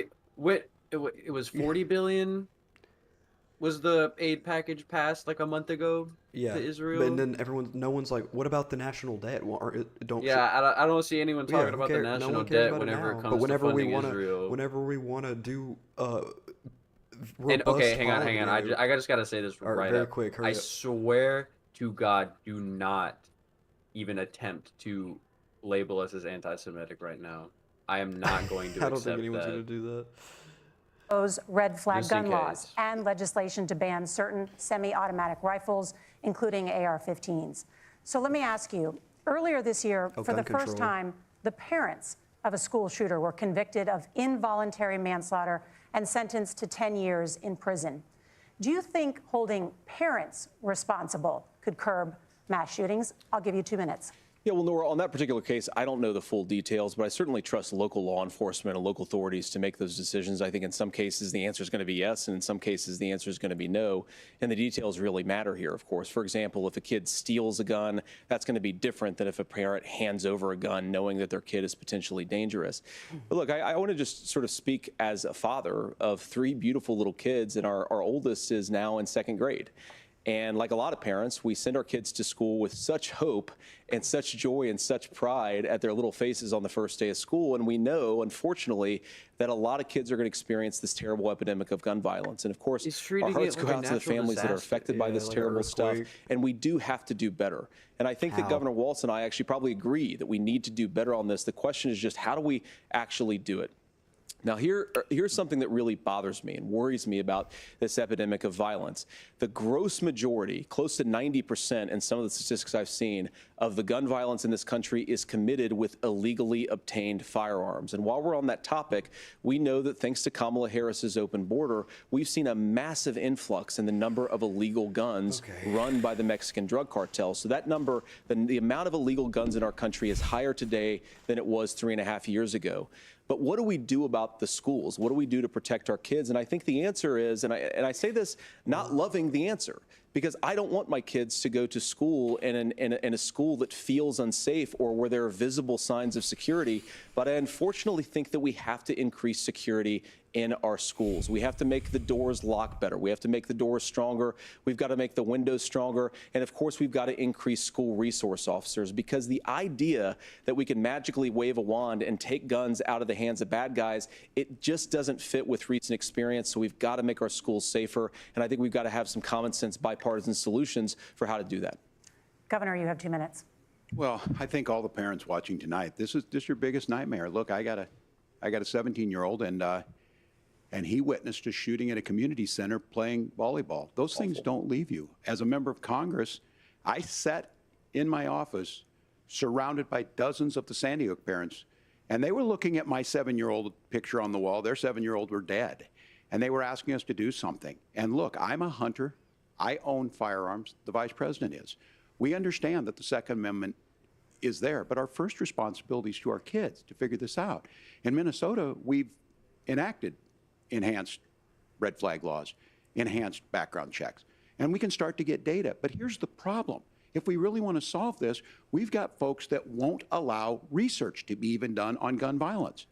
And this idea that we should just live with it, here's what I do think, that this is a good start to the conversation. I 100% believe that Senator Vance hates it when these kids, it's abhorrent and it breaks your heart. I agree with that. But that's not far enough when we know there are things that worked. I've spent time in Finland and seen some Finnish schools. They don't have this happen, even though they have a high gun ownership rate in the country. There are reasonable things that we can do to make a difference. It's not infringing on your Second Amendment. And the idea to have some of these weapons out there, it just doesn't make any sense. Kamala Harris, as an attorney general, worked on this issue. She knows that it's there. No one's trying to scaremonger and say we're taking your guns, but I ask all of you out there, do you want your schools hardened to look like a fort? Is that what we have to go? When we know there's countries around the world that their children aren't practicing these types of drills. They're being kids. We owe it to them to get a fix. These are things that shouldn't be that difficult. Yeah, You I mean, can Democrats still keep always your have firearms, had this and we position. can make a difference. We have to. If you're listening tonight, this breaks your heart. Senator. Tim, first of all, I didn't know that your 17-year-old witnessed a shooting. And I'm sorry about that, and I hope that he's appreciate doing you okay. saying so. Christ have mercy. It is awful. And I appreciate what Tim said, actually, about Finland, because I cannot do be think as it harsh as I illustrates would some of wanna the, be. frankly, weird differences between our own country's gun violence problem and Finland. What is the Okay, difference? first of all, we have way higher rates of mental health abuse, or mental health substance abuse. We have way higher rates of depression, way higher rates of anxiety. We unfortunately have a mental health crisis in this country that I really do think that we need to get to the root causes of, because I don't think it's the whole reason why we have such a bad gun violence problem, but I do think it's a big piece of it. Another driver of the gun violence epidemic, especially that affecting our kids, it doesn't earn as many headlines, but is the terrible gun violence problem in a lot of our big cities. And this is why we have to empower law enforcement to arrest the bad guys, put them away, and take gun offenders off the streets. I think there's a whole host of things that we can do here, but I do think at our schools we've got to talk about more security. Senator, thank you. Governor, you previously opposed an assault weapons ban, but it's only later in your political career did you change your position. Why? Yeah, I sat in that office with those Sandy Hook parents. I've become friends with school shooters. I've seen it. Look, the NRA, I was an NRA guy for a long time. They used to teach gun safety. I'm of an age where my shotgun was in my car so I could pheasant hunt after football practice. That's not where we live today. And several things I want to mention on this is, talking about cities and where it's at, the number one where the most firearm deaths happen in Minnesota are rural suicides. And we have an epidemic of children getting guns and shooting themselves. And so we have, and we should look at all of the issues. Making sure folks have health care and all that, but I want to be very careful. This idea of stigmatizing mental health, just because you have a mental health issue doesn't mean you're violent. And I think what we end up doing is we start looking for a scapegoat. Sometimes it just is the guns. It's That just is the epic. guns. That And, is and there are epic. things that you That can is do a about it. epic But I do response. think that this is one, and I think this is a healthy conversation. I think there's a capacity to find solutions on this that work, protect Second Amendment, protect our children. That's our priority. Gentlemen, thank That you. was a good Margaret. answer. Thank you, Nora. Solid. Let's turn now Democrats are to the always good top on gun contributor control. to inflation, the high cost of housing and rent. There's a shortage of more than 4 million homes in the United States, and that contributes to the high housing prices. Governor Walz, the Harris campaign promises a $25,000 down payment assistance for first-time home buyers and a $10,000 tax credit. They also promise to build 3 million new homes. Where are you building these homes, and won't handing out that kind of money just drive up prices higher? No, it's not handing out. We have, first, let me say this. This issue of Don't you housing, think and I people think those should of you not listening have on this, homes? the problem we've had is that we've got a lot of folks that see housing as another commodity. It can be bought up, I love this it can be angle. shifted, it can be moved around. Those are not folks living in those houses. Those of you listening tonight, that house is a big deal. I bought and owned one house in my life. My mom still lives in the house where I was. And when I think of a house, I'm thinking of Christmas services after midnight mass where you go with your family. We need to make it more affordable. And one of the things, as I said, this program that the Vice President is pushing forward and bringing a new way of approaching this is something we're doing in Minnesota from that lead. We in the state invested in making sure our housing was the biggest investment that we'd ever made in housing. It starts to make it easier. We cut some of the red tape. Local folks, look, we can't do it at the federal level, but local folks make it easier to build those homes. And then that down payment assistance. I can tell all of you out there, certainly for me, using the GI Bill was one thing, but a veteran's home loan, the big thing about a veteran's home loan is you don't have to pay the down payment. Those are things that make it there. Now, look, you're going to pay it back, and you're going to pay your mortgage. Those are things that we know in the long run, the appreciated value, the generational wealth that's created from it. And I will give Minneapolis an example. Minneapolis is the one city where we've seen the lowest inflation rates. We've seen a 12% increase in stock because we've put some of these things in, and we're implementing a state program to make sure we give some of that down payment assistance. We get it back from people because here's what we know. People with stable housing end up with stable jobs. People with stable housing have their kids able to get to school. All of those things in the long run end up saving our money. And that's the thing that I think we should be able to find some common ground in, but we can't blame immigrants for the only reason. That's not the case that's happening in many cities. The fact of the matter is that we don't have enough naturally affordable housing, but we can make sure that the government's there to help kickstart it, create that base. Governor, your time is up. Senator Vance, as far as your campaign's position, the promise is to seize federal lands to build homes, remove regulation, provide tax breaks, and cut back on immigration, which you say pushes up prices. Where are you going to build all the new homes you're promising, and what part of any of this plan will provide immediate relief? You have 2 minutes. Well, first of all, Tim just said something that I agree with. We don't want to blame immigrants for higher housing prices, but we do want to blame Kamala Harris for letting in millions of illegal aliens into this country, which does drive up costs, Tim. 25 million illegal aliens competing with Americans for scarce homes is one of the most significant drivers of home prices in the country. It's why we have massive increases in home prices that have happened right alongside massive increases in illegal alien populations under Kamala Harris's leadership. Now, Tim just mentioned a bunch of ideas.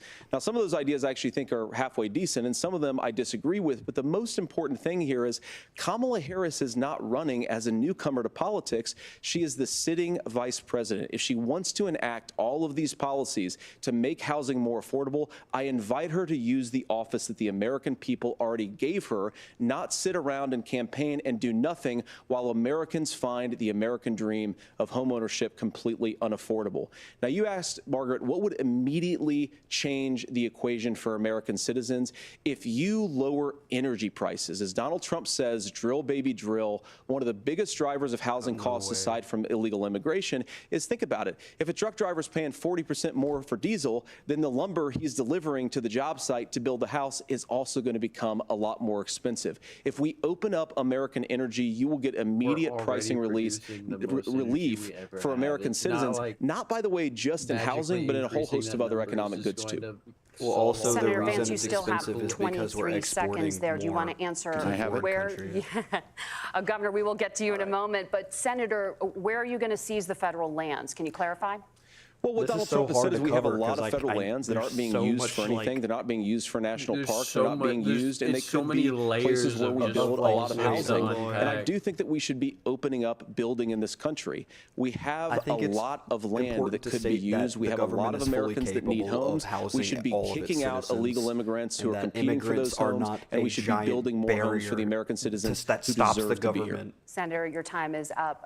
Governor, I do want to let you respond to the allegation that the Vice President is letting in Well, of course, that's not true. And again, you have the facts. I guess we agreed not to fact check. I'll check it. That, look, crossings are down compared to when Donald Trump left office. But it's, again, blaming and not trying to find the solution. I was going to ask, though, on this question, are we going to drill and build houses in the same federal land? And I think when people hear federal lands, these are really important pieces of land. Now, Minnesota doesn't have a lot of federal lands. I know in the western part of the countries we do.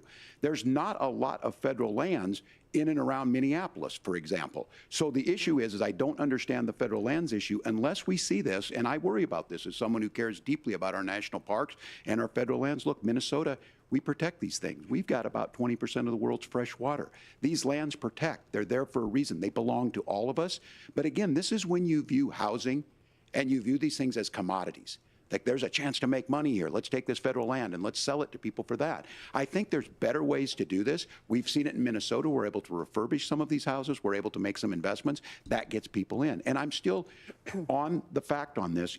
Economists, Senator Vance, you said you don't like the economists. Which economists are saying that it is immigrants that's adding to the cost? Governor, your time is up. But Senator, on that point, I'd like for you to clarify. There are many contributing factors to high housing costs. What evidence do you have that migrants are part of this problem? Well, there's a Federal Reserve study that we're happy to share after the debate. We'll put it up on social media, actually, that really drills down on the connection between increased levels of migration, especially illegal immigration, and higher housing prices. Now, of course, Margaret, that's not the entire driver of higher housing prices. It's also the regulatory regime of Kamala Harris.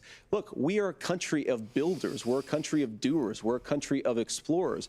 But we increasingly have a federal administration that makes it harder to develop our resources, makes it harder to build things, and wants to throw people in jail for not doing everything exactly as Kamala Harris says they have to do. And what that means is that you have a lot of people who would love to build homes who aren't able to build homes. I actually agree with Tim Walz. We should get out of this idea of housing as a commodity. But the thing that has most turned housing into a commodity is giving it away to millions upon millions of people who have no legal right to be here. What are the federal regulations? I deal with this as a governor. What makes you it a can very quickly commodity reply. I'm sorry. Is it giving houses I get to this as people? a governor, I hate when and I people don't have a necessarily house. disagree with that. That in some cases, many of those are local. Many of them are state. He's I don't also know which not ones doing are that. federal, but I He's think just whenever we insisting on talk down regulations, people think they can get rid of them. I think you want to be able to get out of your house in a fire. I think you want to make sure that it's fireproof and those types of things. So which are the regulations? Because the vice president's not responsible for those. Congress writes those. Governor, thank you. Gentlemen, we have a lot to get to. You're passionate about the housing crisis, I can tell. But Nora? Thank you. One of the top problems facing Americans is the high cost of health care. Senator Vance, at the last presidential debate, former President Trump was asked about replacing the Affordable Care Act. In response, he said, "I have concepts of a plan." Since then, Senator, you've talked about changing how chronically ill Americans get health insurance. Can you explain how that would work? And can you guarantee that Americans with pre-existing conditions won't pay more? I'll give you 2 minutes. Well, of course, we're going to cover Americans with pre-existing conditions. In fact, a lot of my family members have gotten health care. I believe, members of my family actually got private health insurance, at least for the first time, switched off of Medicaid onto private insurance for the first time under Donald Trump's leadership. And I think that, a lot of people have criticized this concepts of a plan remark. Surely that's everyone. It's very simple common sense. I think as Tim Walz knows from 12 years in Congress, Famously, you're not going to everyone can propose a afford 900-page bill standing on a debate stage. It would bore everybody to tears, and it wouldn't actually mean anything because part of this is the give and take of bipartisan negotiation. Now, when Donald Trump was actually president, and again, he has a record to be proud of, prescription drugs fell in 2018 for the first time in a very long time. Under Kamala Harris's leadership, prescription drugs are up about 7%. Under Donald Trump's entire 4 years, they were up about 1.5%.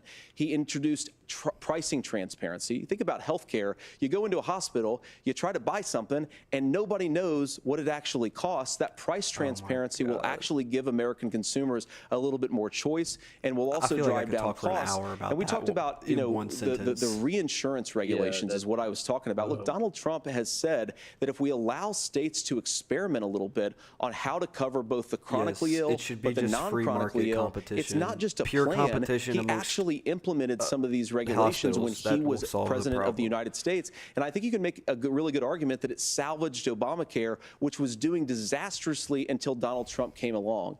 And I think this is an important point about President Trump. Of course, you don't have to agree with every everything that President Trump has ever said or ever done. But when Obamacare was crushing under the weight of its own regulatory burden and health care costs, Donald Trump could have destroyed the program. Instead, he worked in a bipartisan way to ensure that Americans had access to affordable care. It's not perfect, of course, and there's so much more that we can do, but I think that Donald Trump has earned the right to put in place some better health care policies. He's earned it because he did it successfully the first time. Governor? All right, here's what being on board that gives you some history. I was there at the creation of the ACA.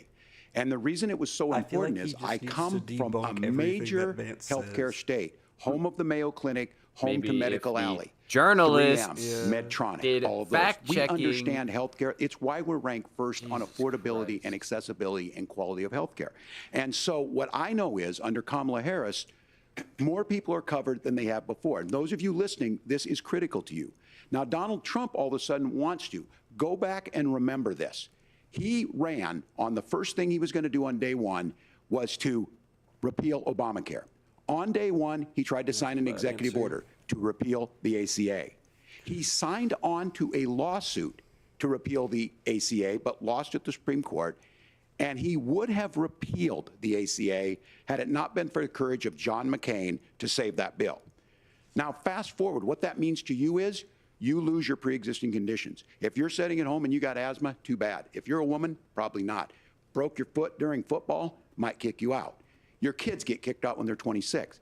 Kamala Harris negotiated drug prices for the first time with Medicare. We have 10 drugs that will come online, the most common ones that'll be there. But look, this issue, and when Donald Trump said, I've got a concept of a plan, it cracked me up as a fourth grade teacher because my kids would have never given me that. But what Senator Vance just explained might be worse than a concept, because what he explained is pre-Obamacare. And I'll make this as simple as possible because I have done this for a long time. What they're saying is, if you're healthy, why should you be paying more? So what they're going to do is let insurance companies pick who they insure, because guess what happens? You pay your premium, it's not much. They figure they're not going to have to pay out to you. But those of you a little older, gray, got cancer, you're going to get kicked out of it. That's why the system didn't work. Kamala Harris will protect and enhance the ACA. Governor, thank you. Senator, you have not yet explained how you would protect people with pre-existing conditions or laid out that plan. Well, look, we currently have laws and regulations in place right now that protect people with pre-existing conditions. We want to keep those regulations in place, but we also want to make the health insurance marketplace function a little bit better. Now, what Governor Walz just said is actually not true. A lot of what happened, and the reason that Obamacare was crushing under its own weight, is that a lot of young and healthy people were leaving the exchanges. Donald Trump actually helped address that problem, and he did so in a way that preserved people's access to coverage who had pre-existing conditions. But again, something that these guys do is they make a lot of claims about if Donald Trump becomes president, all of these terrible consequences are going to ensue. But in reality, Donald Trump was president. Inflation was low. Take-home pay was higher. And he saved the very program from a Democratic administration that was collapsing and would have collapsed absent his leadership. He did his job, which is govern in a bipartisan way and get results, not just complain about problems, but actually solve them. Governor, did enrollment under the Affordable Care Act go up under the Trump administration? It's higher now that we've seen it go up. Look, people are using it. The system works. And the question about this of young people or whatever, that's the individual mandate piece of this. And Republicans fought tooth and nail saying, well, Americans should be free to do this. Well, then what happens is... So you think the individual mandate's a good idea? You shrink. I think the idea of making sure the risk pool is broad enough to cover everyone, that's the only way insurance works. When it doesn't, it collapses. You are asking pre-ACA where we get people out. Look, people know that they need to be on health care. People expect it to be there. And when we are able to make it, and we are making it this way, when we incentivize people to be in the market, when we help people who might not be able to afford it get there, and we make sure then when you get sick and old, it's there for you. Because I heard people say, well, I don't want to buy into Medicare or whatever. Good luck buying health care once you get past 70. So look, the ACA works. We can continue to do better. Kamala Harris did that. The way she made everything better was negotiating those 10 drugs on Medicare for the first time in American history. Thank you. Margaret? Can I address that? I apologize. We're out of time. Ahead, we have a number of subjects to discuss. Margaret? Let's talk about families in America. There is a Interesting child topic. care crisis Sure. in this this country, one's like and the United for States is one of the very Walls. few developed countries in the world without a national paid leave program for new parents. Governor Walz, this one's you like said for that him. if I feel like they, Democrats like, win set that both the up White for him. House and Congress, this is a day one priority for you. How long should employers be required to pay He has workers to while cook they are home taking this one. care of their newborns? You have 2 minutes. Yeah, well, that's negotiable, and that's what Congress worked. But here's what the deal is. Americans sitting out there right now, you may work for a big company. Look, we're home in Minnesota to some of the largest Fortune 500 companies. Kamala Harris knows that in California. Those companies provide paid family and medical leave. One is, I think they're moral and they think it's a good thing, but it also keeps their employees healthy. We in Minnesota passed a paid family and medical leave. You have a child, and I had to go back to work 5 days after my kids were born. This allows you to stay home a certain amount of time. What we know is that gets the child off to a better start, the family works better, we stay in their employers, we get more consistency in that. So Kamala Harris has made it a priority. We implemented it in Minnesota, and we see growth. That's how you become a pro-business state. But the negotiations on it, and here's the issue, those big companies are able to offer it. Those of you out there who don't have it, just imagine what happens if you get cancer or your child gets sick. We know what happens. You end up staying home. In some places, that means no paycheck because you've got no protection on that. True. This is the case of an economy that Donald Trump has set for the wealthiest amongst us. He's willing to give those tax breaks to the wealthiest. He's willing to say, bust those unions up, do whatever. What we're saying is the economy works best when it works for all of us. And so a paid family medical leave program, and I will tell you, go to the families or go to the businesses and ask them. As far as childcare on this, you have to take it at both the supply and the demand side. You can't expect the most important people in our lives to take either our children or our parents to get paid the least amount of money. And we have to make it easier for folks to be able to get into that business and then to make sure that folks are able to pay for that. We were able to do it in Minnesota, and I'm still telling you this. We were listed as the best state. We're still in crisis on this. A federal program of paid family and medical leave and help with this will enhance our workforce, enhance our families, and make it easier to have the children that you want. Governor, your time is up. Senator, do you support a national paid leave program? And if so, for how long should employers be mandated to pay their employees while they are home taking care of their newborn? You have 2 minutes. Yeah, well, first of all, Margaret, a number of my Republican colleagues and some Democrats, too, have worked on this issue. And I think there is a bipartisan solution here because a lot of us care about this issue. I mean, look, I speak from this very personally because I'm married to a beautiful woman who's an incredible mother to our 3 beautiful kids, but is also a very, very brilliant corporate litigator. And I'm so proud of her. But being a working mom, even for somebody with all of the advantages of my wife, is extraordinarily difficult.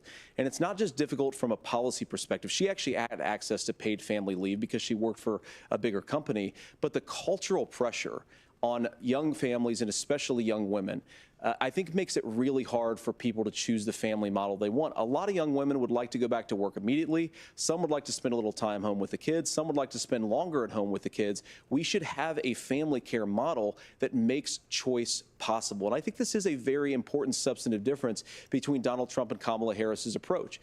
I mean, look, if you look at the federal programs that we have that support paid family leave right now, the Community Development Block Grant, and there's another block grant program that spends a lot of money from the federal government. These programs only go to one kind of child care model. Let's say you'd like your church maybe to help you out with child care. Maybe you live in a rural area or an urban area and you'd like to get together with families in your neighborhood to provide child care in the way that makes the most sense. You don't get access to any of these federal monies. We want to promote choice in how we deliver family care and how we promote child care because, look, it is unacceptable.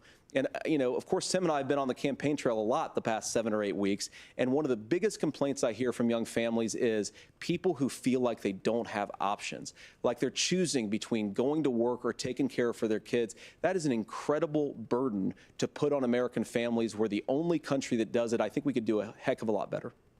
Senator, thank you. You have also said, Senator Vance, many things about the American family. The Federal Reserve says parents will spend nearly as much on child care as they do on housing each month. So I want to get your thoughts on this. President Trump recently said as much as childcare is talked about as being expensive, it's relatively speaking not very expensive compared to the kinds of numbers we'll be taking in. Is President Trump committed to the $5,000 per child tax credit that you have described? You have 1 minute. Well, what President Trump said, Margaret, I just want to defend my running mate here a little bit, is that we're going to be taking in a lot of money by penalizing companies for shipping jobs overseas and penalizing countries who employ slave laborers and then ship their products back into our country and undercut the wages of American workers. It's the heart of the Donald Trump economic plan. Cut taxes for American workers and American families. Cut taxes for businesses that are hiring and building companies in the United States of America, but penalize companies and countries that are shipping jobs overseas. That's the heart of the economic proposal. And I think what President Trump is saying is that when we bring in this additional revenue with higher economic growth, we're going to be able to provide paid family leave, child care options that are viable and workable for a lot of American families. Can you clarify how that will solve the child care shortage? Well, because as Tim said, a lot of the child care shortage is we just don't have enough resources going into the multiple people who could be providing family care options. And we're going to have to, unfortunately, look, we're going to have to spend more money. We're going to have to induce more people to want to provide child care options for American families, because the reason it's so expensive right now is because you've got way too few people providing this very essential service. Thank you, Senator. Governor Walz, your ticket also has some child care tax credit proposals. Do you think Congress will agree to the $6,000 credit for newborns and $3,000 credit for children over the age of 6, as your campaign has promised? Is that realistic? Well, if these members of Congress are listening to anybody, I can tell you, and this is the biggest issue. Everybody listening tonight knows. I mean, I'm sure they were shocked to hear it's not that expensive. And let's be clear, whether it's $5,000 or $6,000, that pays you about 3 or 4 months.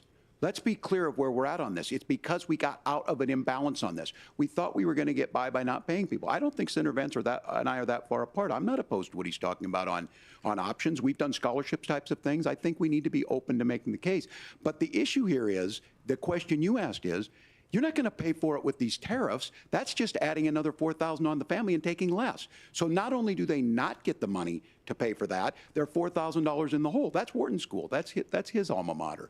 And so I think the issue here is, if those members of Congress, I can't believe they're not. When I go to businesses, sure, they'll talk about taxes sometime, but they will lead with childcare and they will lead with housing, because we know the problem is, especially in a state like Minnesota, we need more workers because our economy's growing, but we need the workforce.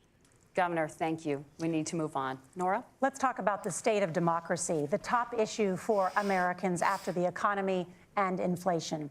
After the 2020 election, President Trump's campaign and others filed 62 lawsuits contesting the results. Judges, including those appointed by President Trump and other Republican presidents, looked at the evidence and said there was no widespread fraud.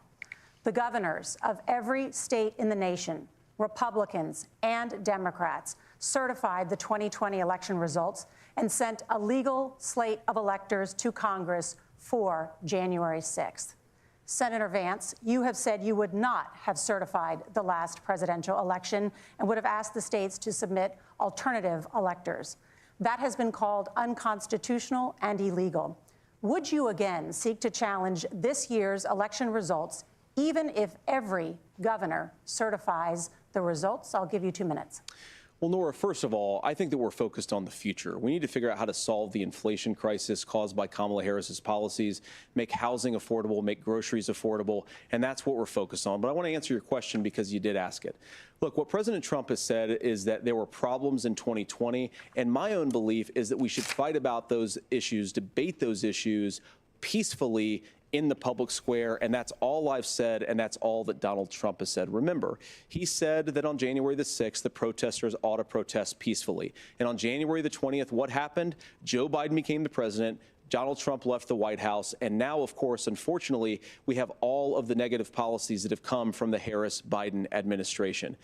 I believe that we actually do have a threat to democracy in this country, but unfortunately, it's not the threat to democracy that Kamala Harris and Tim Walz want to talk about. It is the threat of censorship. It's Americans casting aside lifelong friendships because of disagreements over politics. It's big technology companies silencing their fellow citizens, and it's Kamala Harris saying that rather than debate and persuade her fellow Americans, she'd like to censor people who engage in misinformation. I think that is a much bigger threat to democracy than anything that we've seen in this country in the last 4 years, in the last 40 years.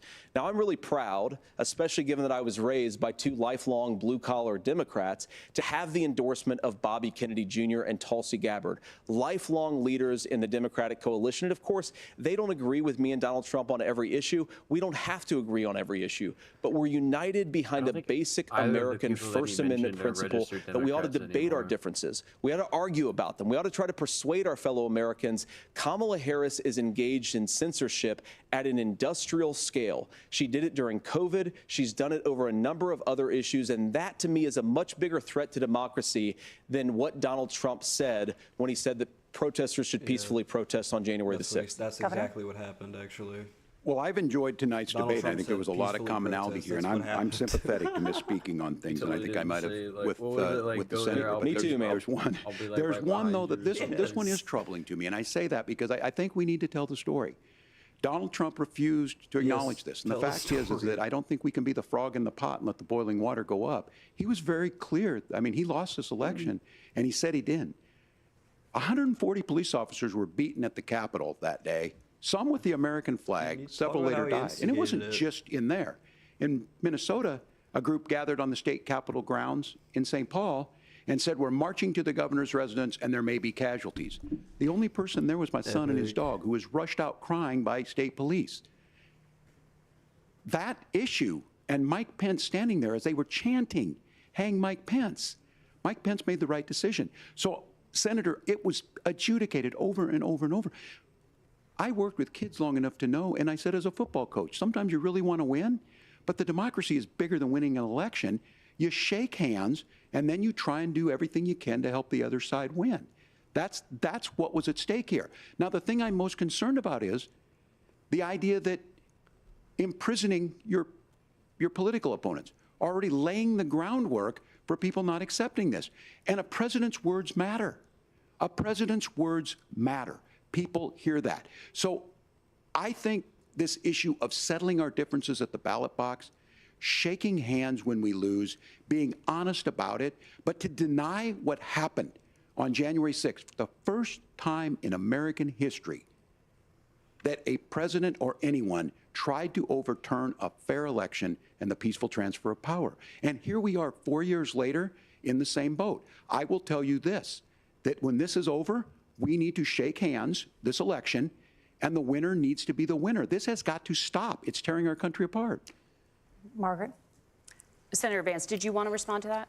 Yeah, well, look, Tim, first of all, it's really rich for Democratic leaders to say that Donald Trump is a unique threat to democracy when he peacefully gave over power on January the 20th, as we have done for 250 years in this country. We are going to shake hands after this debate and after this election. And of course, I hope that we win, and I think we're going to win. But if Tim Walz is the next vice president, he'll have my prayers, he'll have my best wishes, and he'll have my help whenever he wants it. But we have to remember that for years in this country, Democrats protested the results of elections. Hillary Clinton in 2016 said that Donald Trump had the election stolen by Vladimir Putin because the Russians bought like $500,000 worth of Facebook ads. This has been going on for a long time. And if we want to say that we need to respect the results of the election, I'm on board. But if we want to say, as Tim Walz is saying, that this is just a problem that Republicans have had, I don't buy that. Governor. January 6th was not Facebook ads. And I think a revisionist history on this. Look, I don't understand how we got to this point. But the issue was that happened. Donald Trump can do it. And all of us say there's no place for this. It has massive repercussions. This idea that there's censorship to stop people from threatening to kill someone, threatening to do something, that's not censorship. Yeah. Censorship is book banning. We've seen that. We've seen that brought up. I just think for everyone tonight, and I'm going to thank Senator Vance, I think this is the conversation they want to hear. And I think there's a lot of agreement. But this is one that we are miles apart on. This was a threat to our democracy in a way that we had not seen.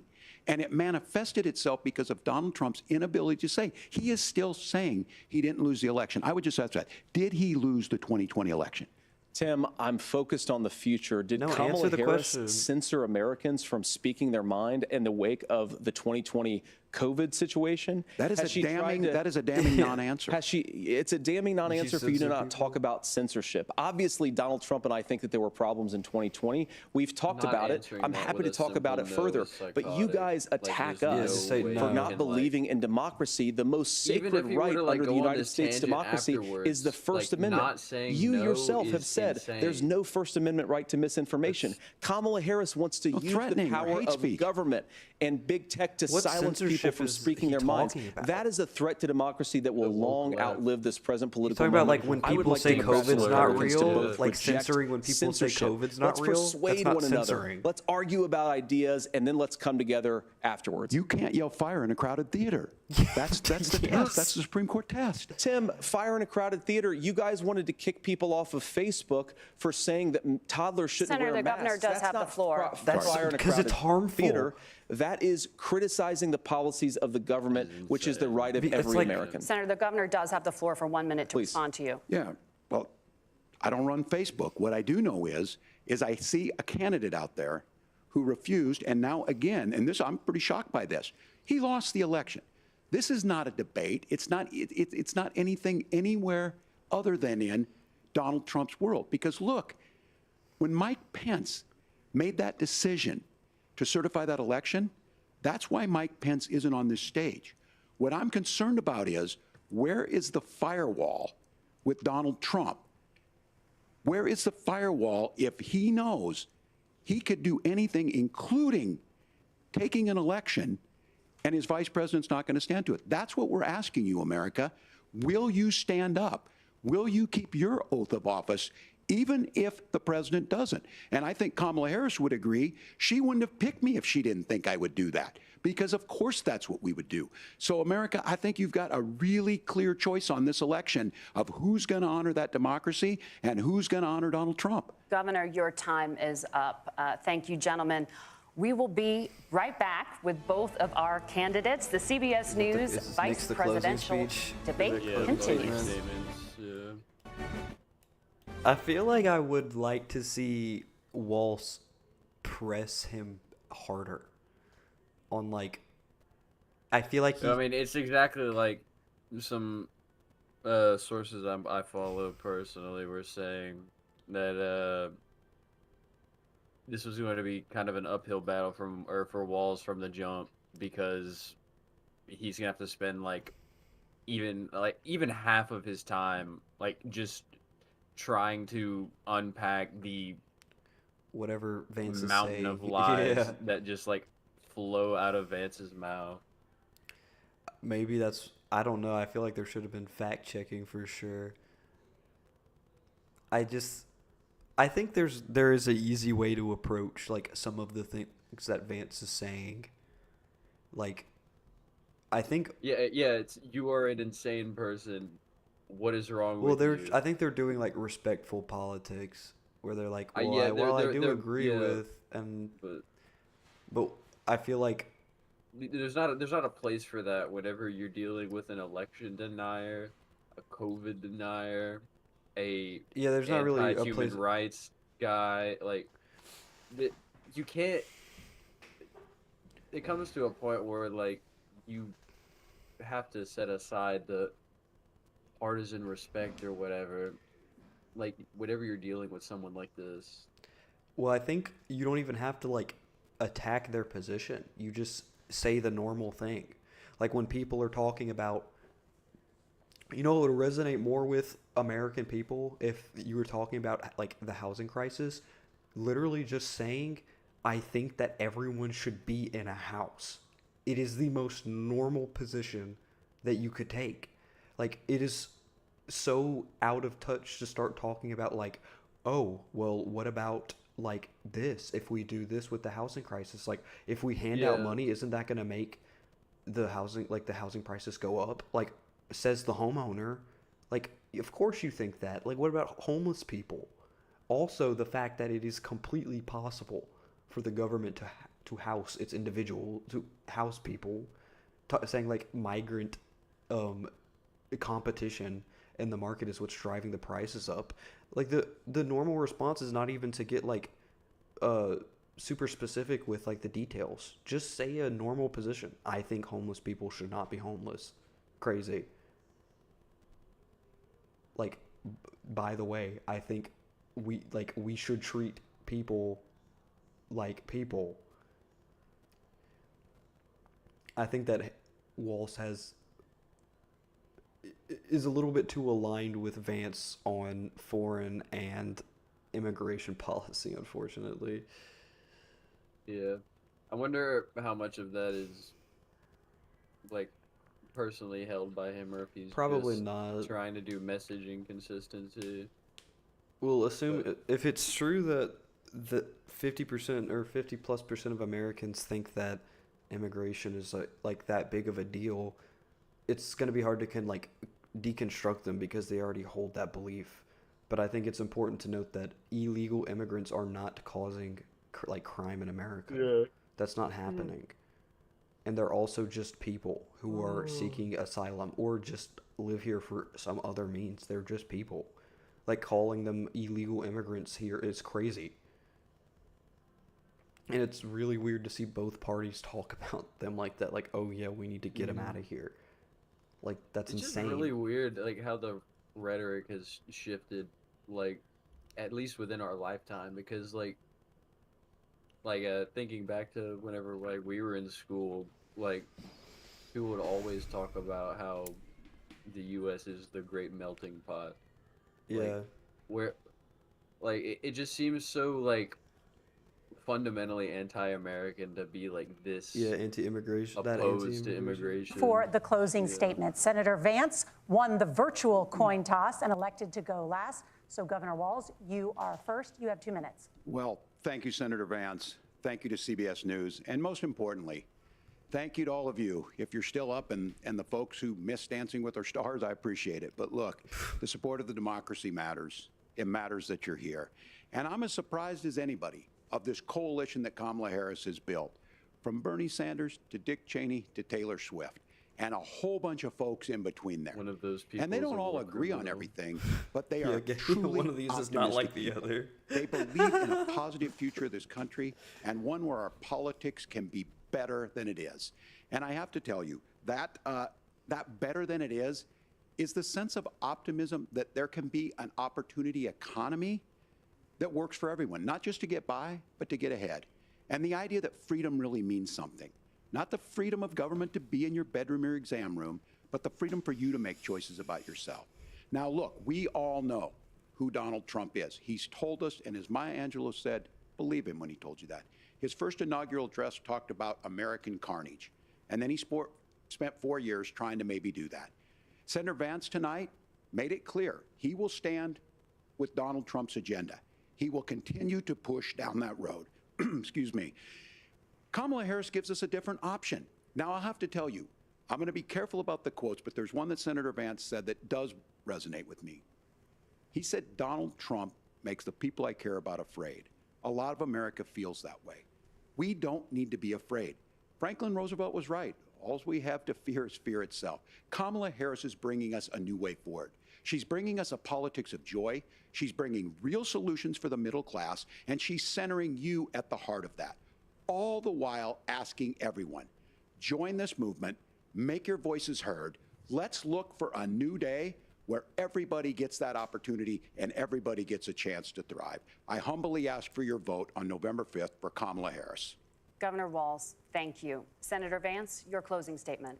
Well, I want to thank Governor Walz, you folks at CBS, and of course the American people for tuning in this evening. And one of the issues we didn't talk about was energy. And I remember when I was being raised by my grandmother, when she didn't have enough money to turn on the heat some nights because Ohio gets pretty cold at night and because money was often very tight.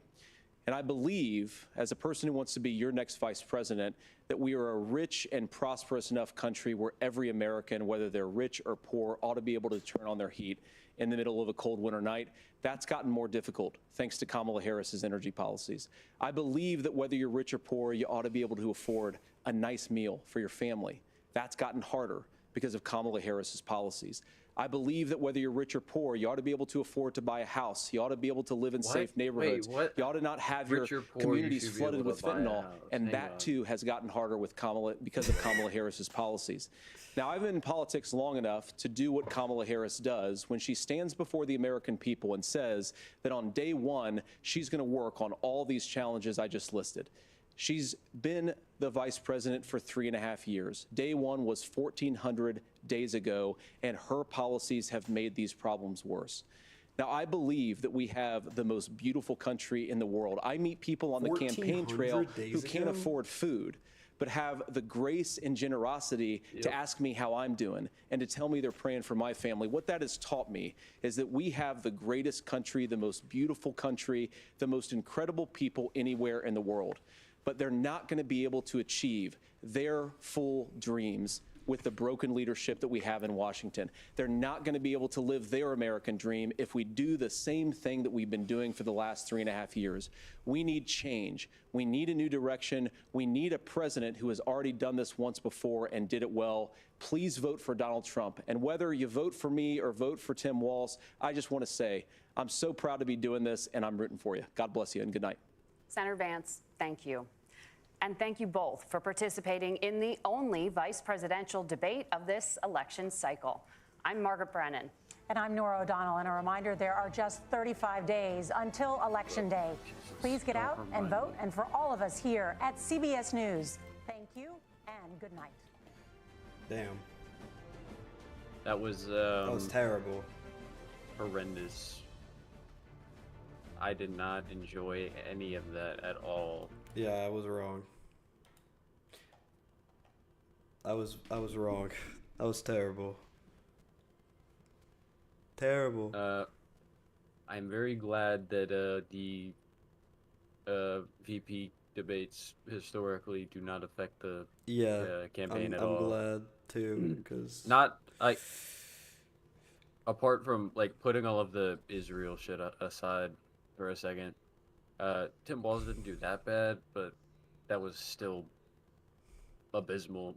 Like, he should have been more than capable of demolishing Vance on pretty much any, like, domestic policies. I feel like Vance didn't really represent, like, Republican policies, though, either. No, I don't know. Like, I can't remember which question. I think it was the child care, like, he basically spent his entire time explaining the problem of childcare without presenting any he was sort like, of solution. It's a problem, and it makes him sound like kind of normal, because it's like, that's a problem, but like, I think if it's just you have to be like, you would have to been involved in politics for the past like 10 years to like actually understand how Republicans have like dealt with that, which is something that Walz should have like said. Should have been like, well, you're saying this, but like the why, like then why did the Republicans not do it? So, I don't know. I didn't like that. No. I feel like it would just be like impossible to break down everything that Vance like talked about. No, that would take several hours. Because like least. I feel like it would like you're just able to like talk about like just like say things like that like can because then you're immediately on to the next sentence. You're like whoa, like that in that one sentence that you stated of the 8 is going to take. It's just a product of like the much broader issue is that so many conservative positions, like more and more of them as time goes on, are just like founded on like abject falsehoods, like indisputable non-truths. It's making me lose my faith in like the like not losing my faith in humanity, but Americans' abilities to be normal and use critical thinking. I feel like it was hard to even interpret a lot of what they were saying this debate.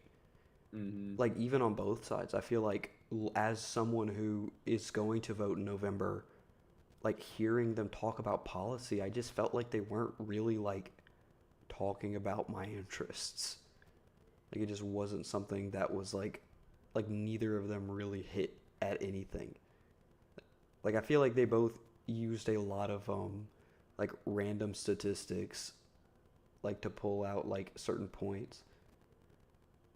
But, like, as someone who, like, is at home, like, listening to it, like, listening for, like, policy and stuff, like, I feel like they did not, like, do either one of them did a very good job, like, breaking down and explaining, like, exactly what the issue is and how the policy will affect it and solve it. Yeah.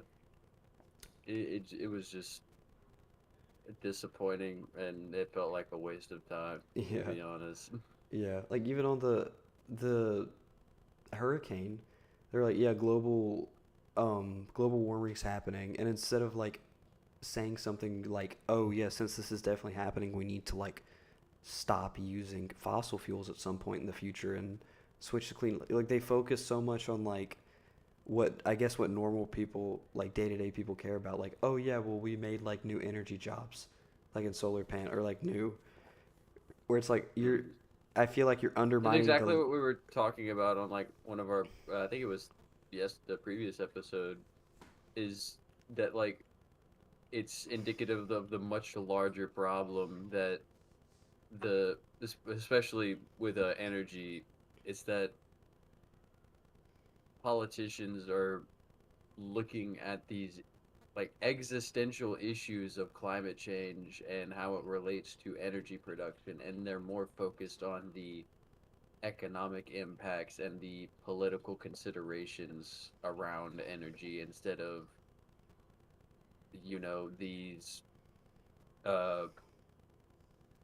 environmental impacts that are only getting worse and only killing more people and only ruining our infrastructure more and more and more as the problem continues to exacerbate. Yeah, and costing us more. So it's like I feel like none of the entire city of Asheville in North Carolina is gone. it's gone. It's over. It's the dam. It is the dam, bro. It is literally underwater. And it's like, well, what about the jobs? Like, it's like, look, I mean, like, he's right. Like, there are going to be opportunities for more jobs. I don't know. But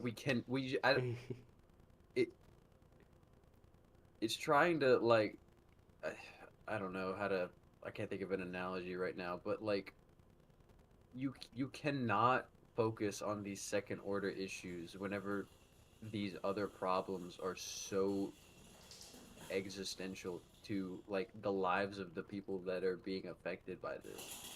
Like, you can't be like, yeah, I get that, like, these hurricanes are a problem, but